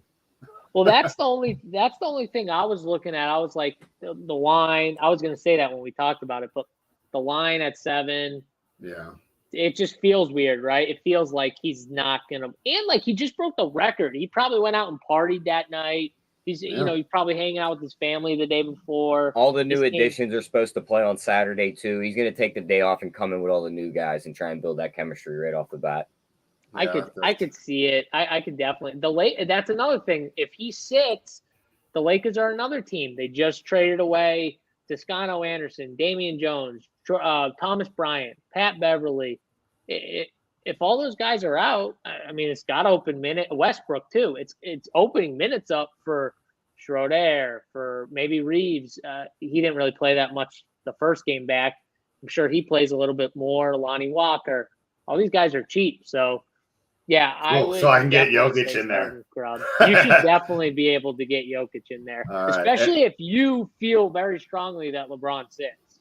Yeah, it's like yesterday when you guys were saying we were going to play early, and if the news breaks against you, oh well. I don't mind hitting up this game as well. Before you go to that next one spread, I got one same game parlay I like in this Denver Nuggets game. With Murray questionable, I think Gordon gets some more usage here.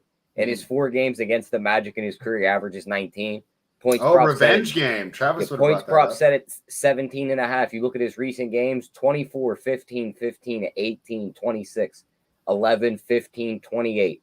You could do 15 plus points on him in Denver's money line and get a -110.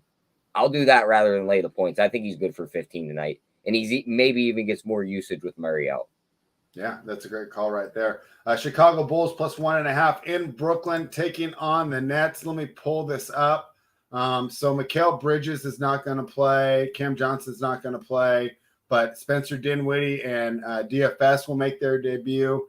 Day'Ron Sharp, questionable. Yuta Watanabe, questionable. Caruso, probable. DeMar DeRozan, that's a big one, questionable. And Patrick Williams, probable. We should have that news by the time we get locked, because that game goes at 7:30 Eastern, 4:30 for me out Pacific. So DeRozan is out. That obviously opens up some interest in the Bulls from a DFS perspective. But let's start with the gambling. Tyler, the Brooklyn Nets laying 1.5 at home. They don't have all these new guys yet, but we got a nice debut here for Dinwiddie, DFS. Nico Claxton has still been playing well. I'd expect him to have a big night against the weaker inside of the Chicago Bulls. I don't know what to make of this one, though. The Bulls look pretty good, and then they looked pretty bad when they got smoked by Memphis the other night. What are your thoughts here, Tyler? Yeah, love the Claxton rebounds prop tonight, 10.5. I think he just goes in there and eats. And first thing you do at a Nets game anymore, spread, you go in, you find Cam Thomas's props, you see how high they have him line, 26.5. The dude's been a flamethrower. His threes are 2.5. I would bet those. I would even bet the ladders, 30 plus, 35 plus, 4 plus threes, 5 plus threes. The dude's just gonna chuck. Like he's in a nice spot too. Bulls don't defend well against guards. He could absolutely put up another 40-point game. I'm not going to say book it, but he could do it right here. So like his props. I think the Nets also win this game. I don't trust the Bulls. the Nets do have some pieces that can play defense, kind of like the under 225.5. And I think that's what we're going to be doing with a lot of these Nets games once these other guys get into the rotation. I mean, they just have a bunch of defenders. It's just going to be under City and Brooklyn from here on out. Could be a fresh feeling in Brooklyn now, too, with all these players knowing that they have an opportunity. JSU, are you a Cam Thomas truther? Second most talented offensive player you've seen since Kyrie Irving? You're muted. What a rookie move. I was muted. I've loved Cam Thomas. Like every time I've seen Cam Thomas play, even not just this year, but last year, whenever he's played, I always say to myself, why doesn't he get minutes? Like it doesn't click with me. It doesn't make sense. The only thing in my head that makes sense is he just didn't fit with the ball hogs, the ISO ballers that were Harden, Kyrie, KD, because he's an ISO baller. So he just doesn't fit on there.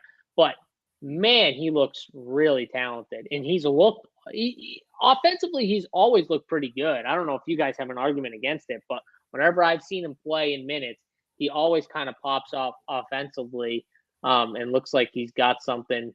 So I do like him.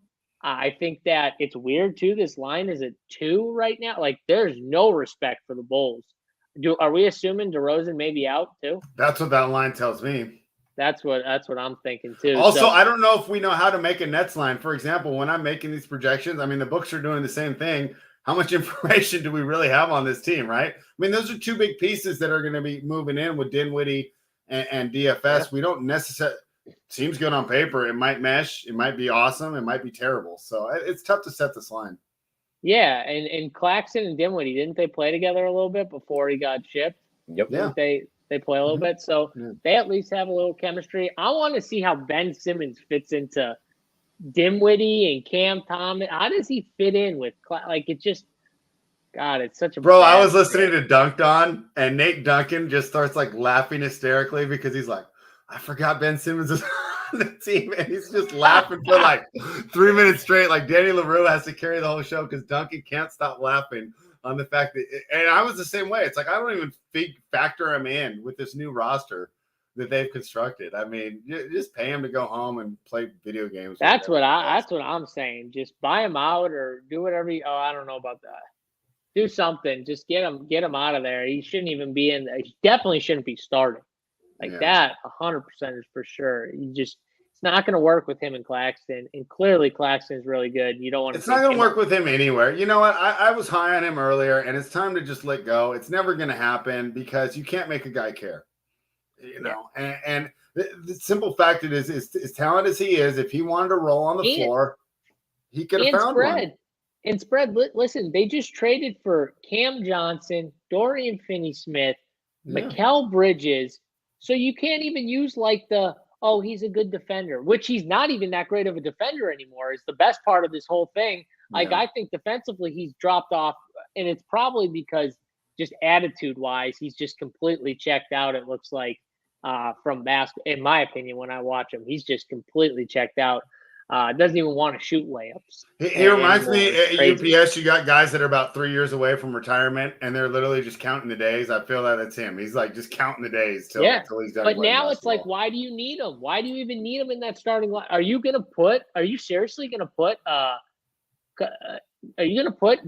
one of DFS, Mikal or Cam Johnson on the bench? No, I wouldn't. They're all better. I wouldn't either, but if they do, it's going to be Cam Johnson. Think about this, though. One of them has to go on the bench anyways, unless you're going to put Cam Thomas, Claxton, or Dinwiddie on the bench. How the hell are you starting Ben Simmons? You would have to put two of Cam Thomas, DFS, or Mikal Bridges isn't going on no bench, so it can't even be him. So it's either DFS or Cam Johnson. I don't know how you do that.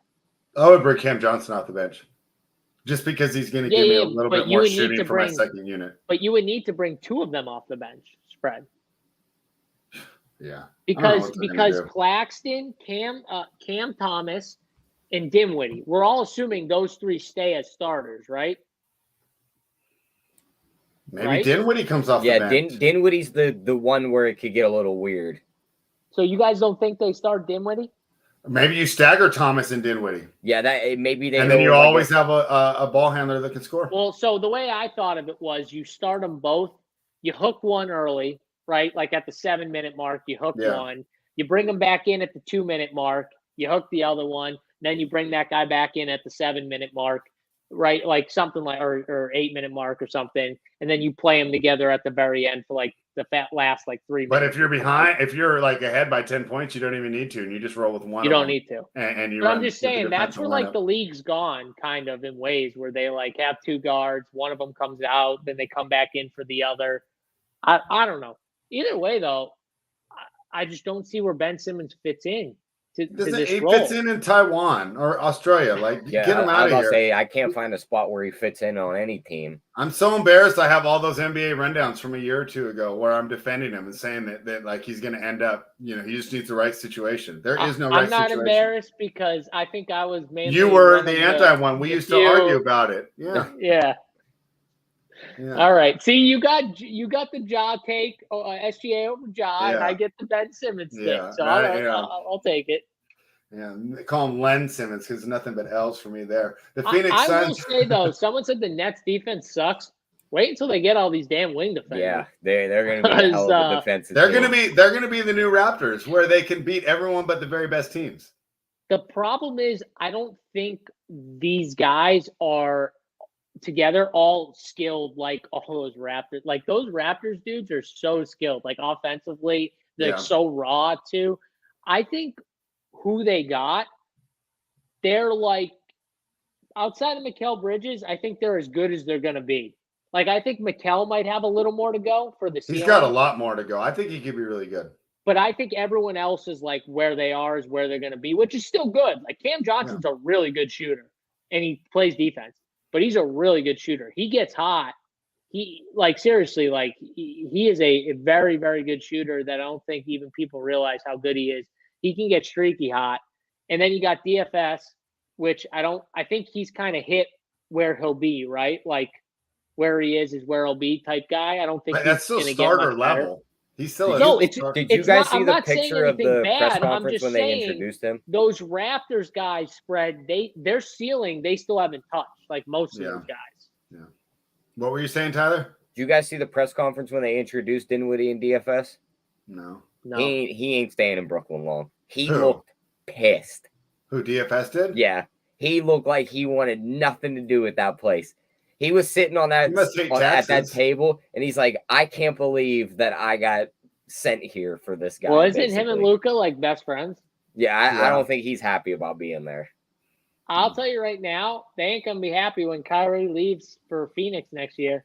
Yeah, I think it's fine. I don't want Kyrie for a long-term deal. I said earlier, JSU, Kyrie's a hot girl. You have the best night with her that you can, but do not get in a relationship with her. It's going to cost you a bunch of money and a bunch of heartache.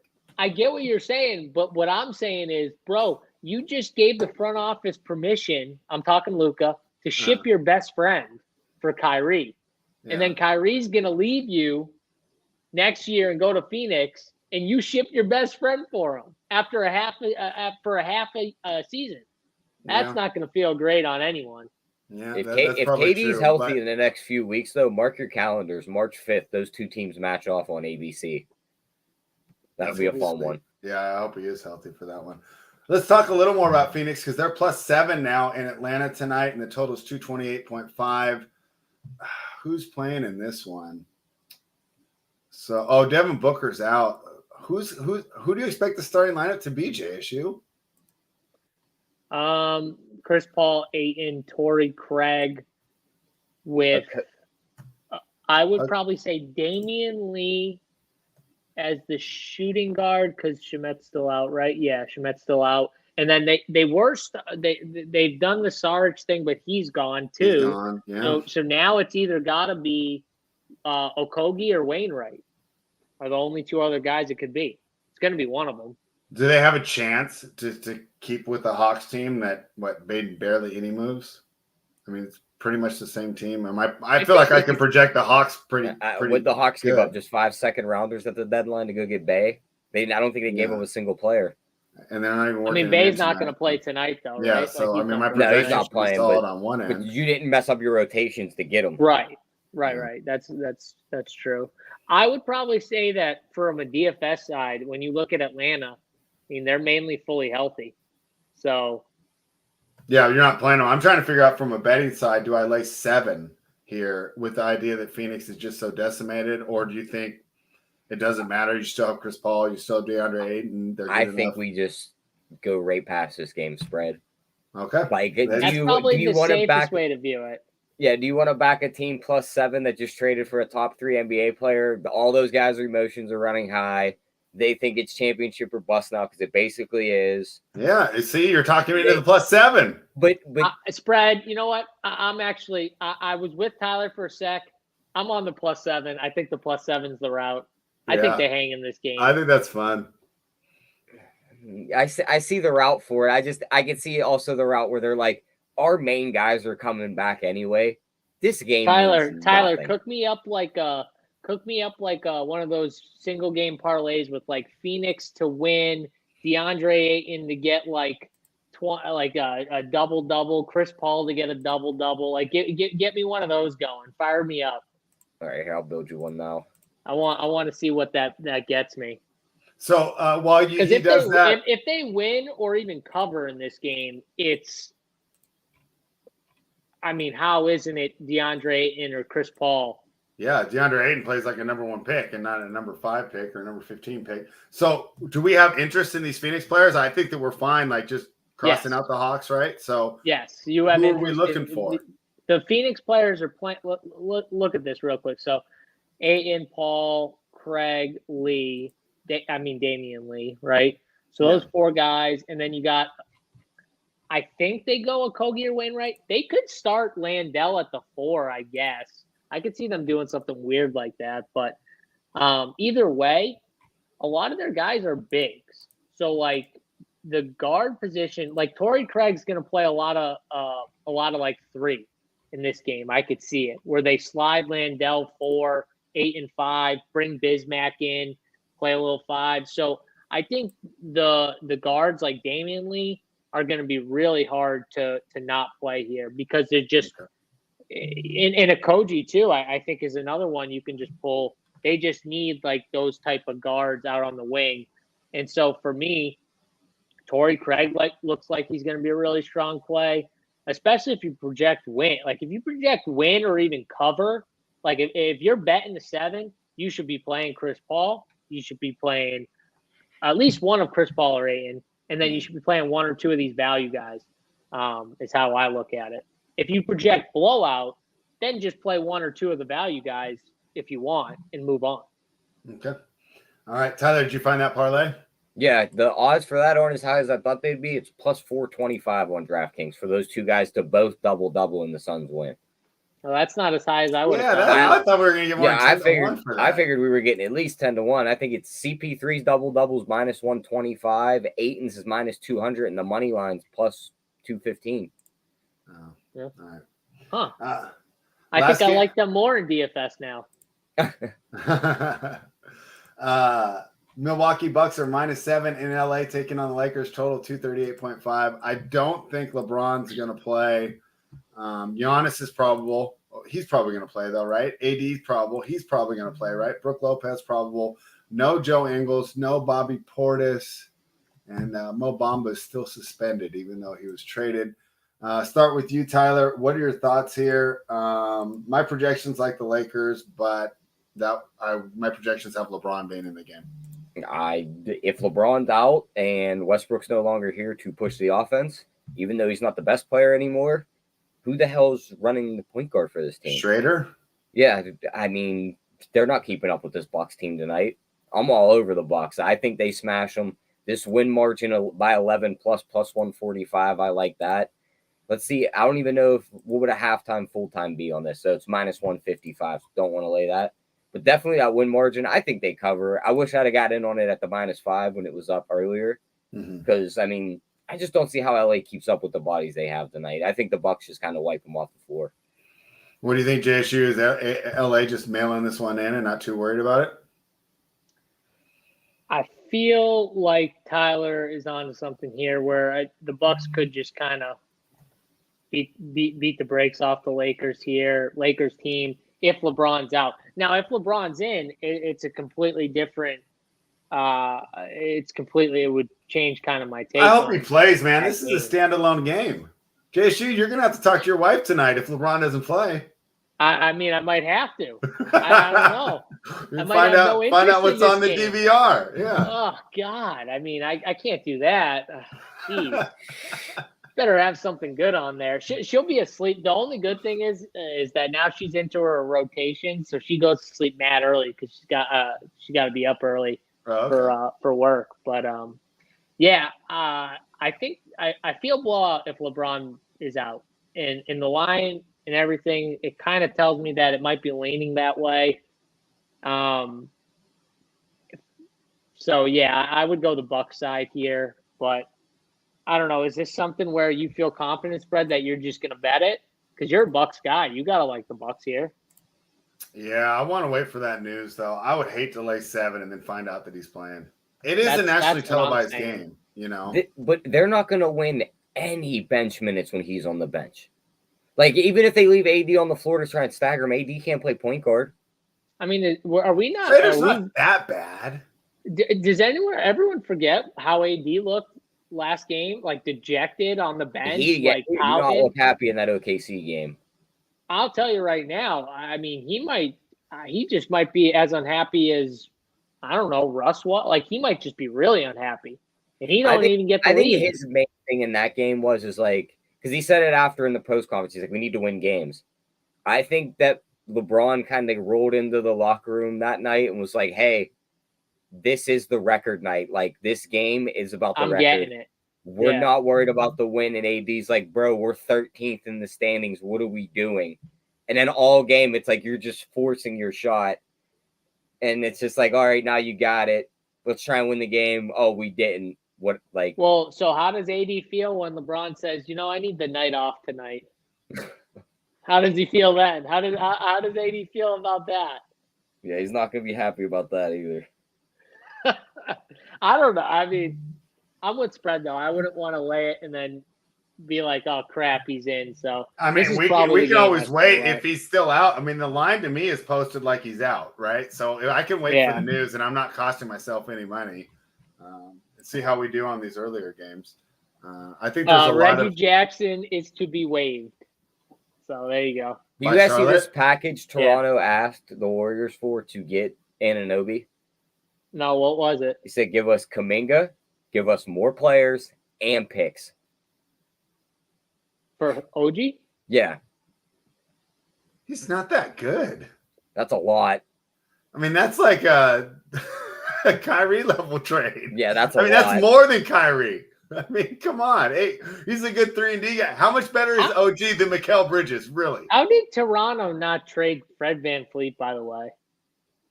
Because that's been OG's issue. Yeah. And that was OG. Yeah, OG's issue has been Fred VanVleet mainly this whole time. I read something, I forget where it was. I can't remember exactly, but it was something. OG talked to someone about how like he's just so the offense for the Raptors normally it's just like get it and go.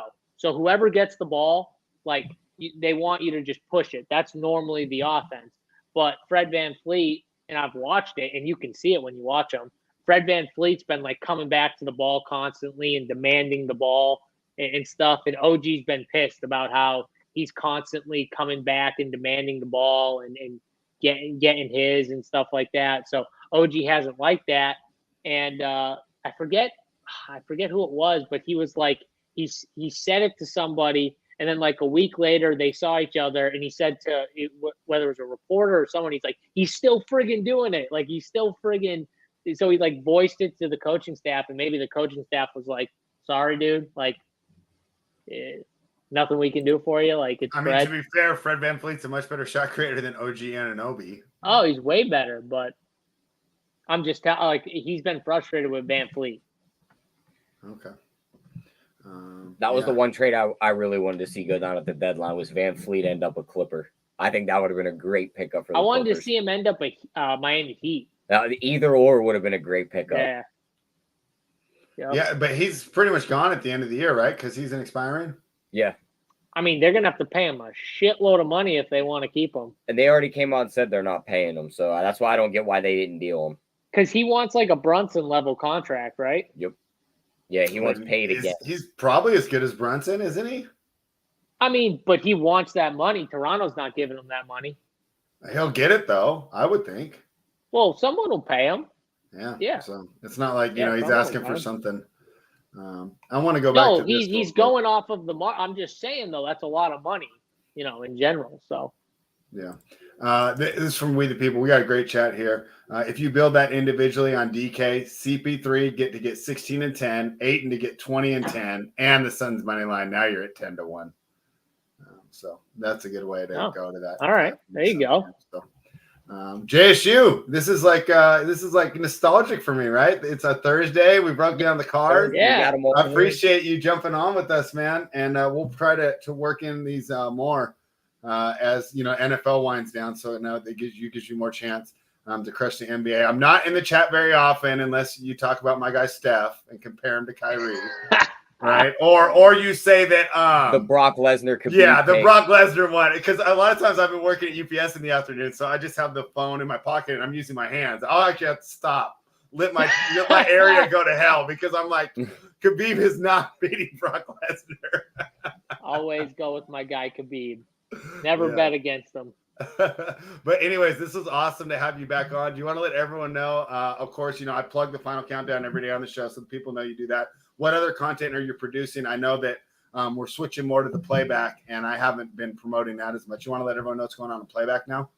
Yeah, playback. The watch parties we've been doing, pretty cool too. We're talking about the games, we're sweating the games out. Maybe we're talking about the late slate for DFS if you're into DFS. Whatever we're doing, and we got the games on the background. We can switch games. It's very easy. It doesn't cost you anything to make an account on playback. Super simple to do. I tweeted it out a bunch, like how to do it. So you can see it on my Twitter. If you go on my Twitter timeline, I tweeted one out yesterday, the steps to go through it.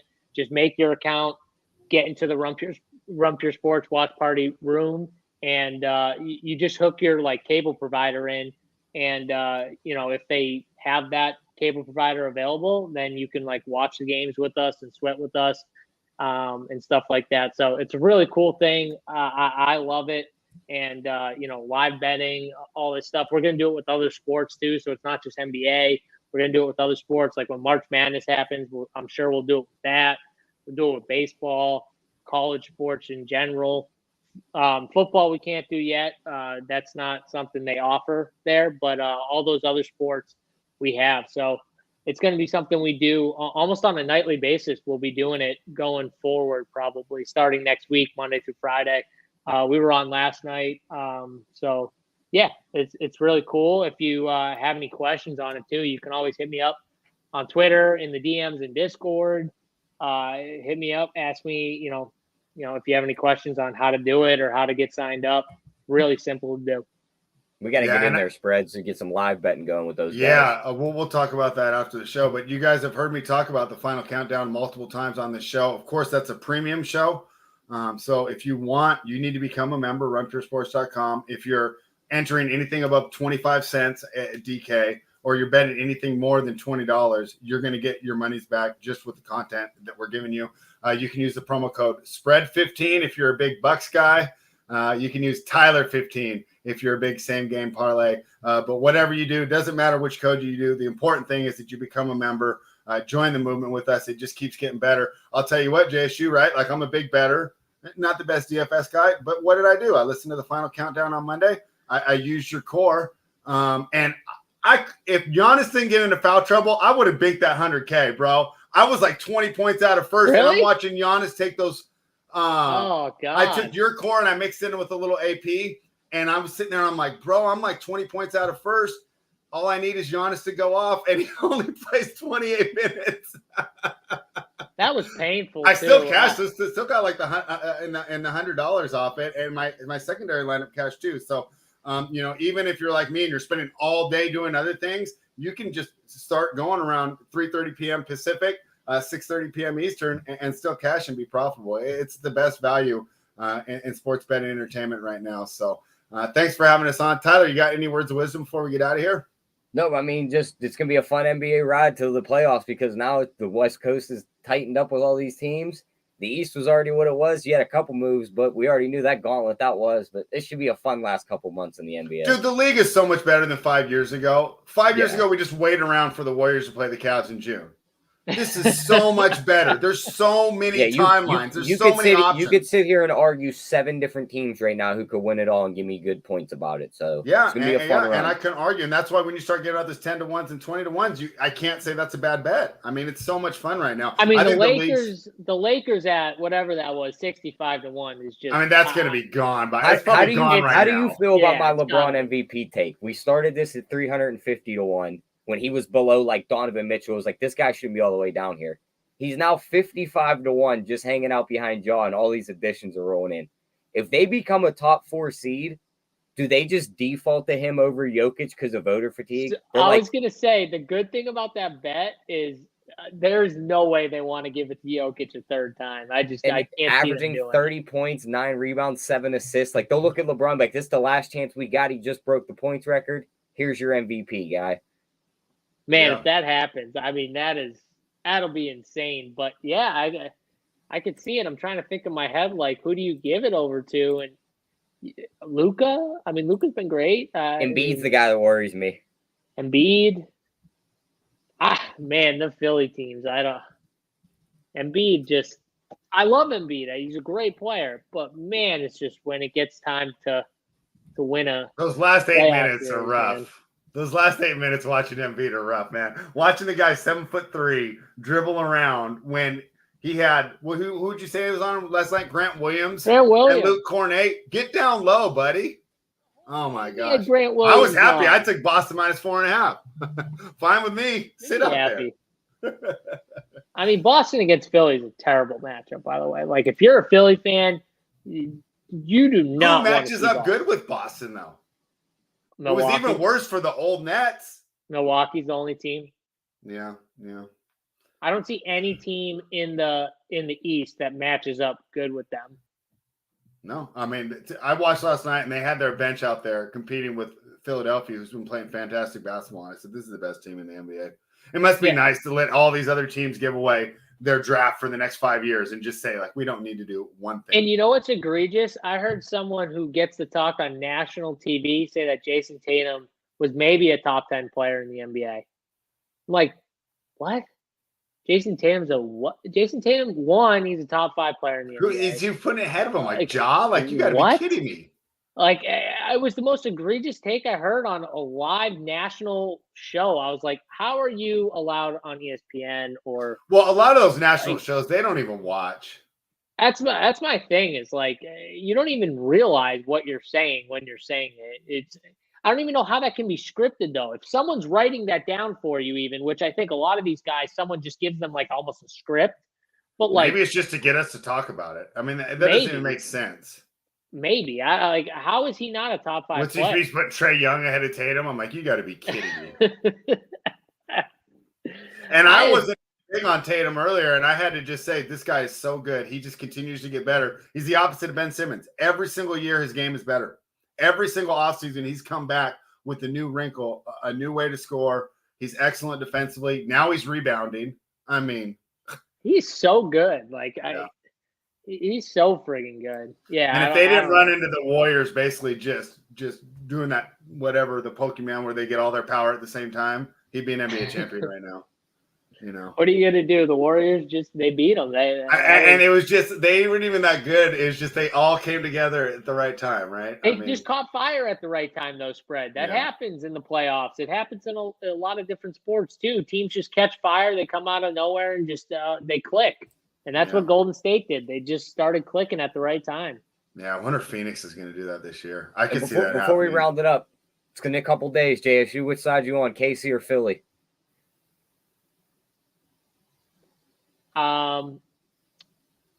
You will have to tune into the podcast I just did, or the NFL show that I'm going to do tomorrow at 3, that I'm sure will be for 2 hours. Either one of them, and you'll get that answer. I'll save that answer, though, for either the podcast. Go listen to the podcast. It's a good podcast. You'll laugh about it. At the end, we talk a little Super Bowl. But tomorrow, 3 p.m. Eastern time on the YouTube channel, will be me, ODB, JJ, and Big T will be on discussing Super Bowl, some props, obviously betting sides, and a little bit DFS too. So make sure you guys tune in. Check out that show. It'll be at 3 p.m. Tyler, we're gonna have to keep Travis quick tomorrow, then, so we don't we got into that. Games. We're gonna be cutting Travis off next game. They really want to test my hosting abilities. They moved Travis to Fridays on me, JSU. So now I gotta get through a 7 or what's it? It's tomorrow night an 11-game slate. It's 11 games tomorrow. Oh God. Oh my God. All right. Well, Yeah, that's gonna be a challenge. Yeah. All right. Well, thank you everybody for joining us. That's it for us. We'll be back tomorrow for our NFL takes. That'll be at 1 p.m. Eastern. Talking touchdowns. The man that you saw for about 2 seconds with his great hair, Kurt, will be there using his offensive line knowledge to help break us through. And then, of course, at 2 p.m. Eastern, we'll be doing the NBA rundown with Travis. 11-game slate. That's going to be a challenge, but we're going to do our best. And then JSU will be on at 3 p.m. Eastern. So make sure you subscribe to the channel. I mean, we're pretty much like ESPN now. Or we're like the TV shows when I was a kid where they went off the air, and you guys wouldn't know this, but they used to go off the air at midnight, and you'd only get static from midnight to 6 a.m. That's about how Run Pier is, though. We're about on from 6 a.m. to midnight. So, hey, if you want the content, come to runpuresports.com. That's it for us. We'll see you tomorrow.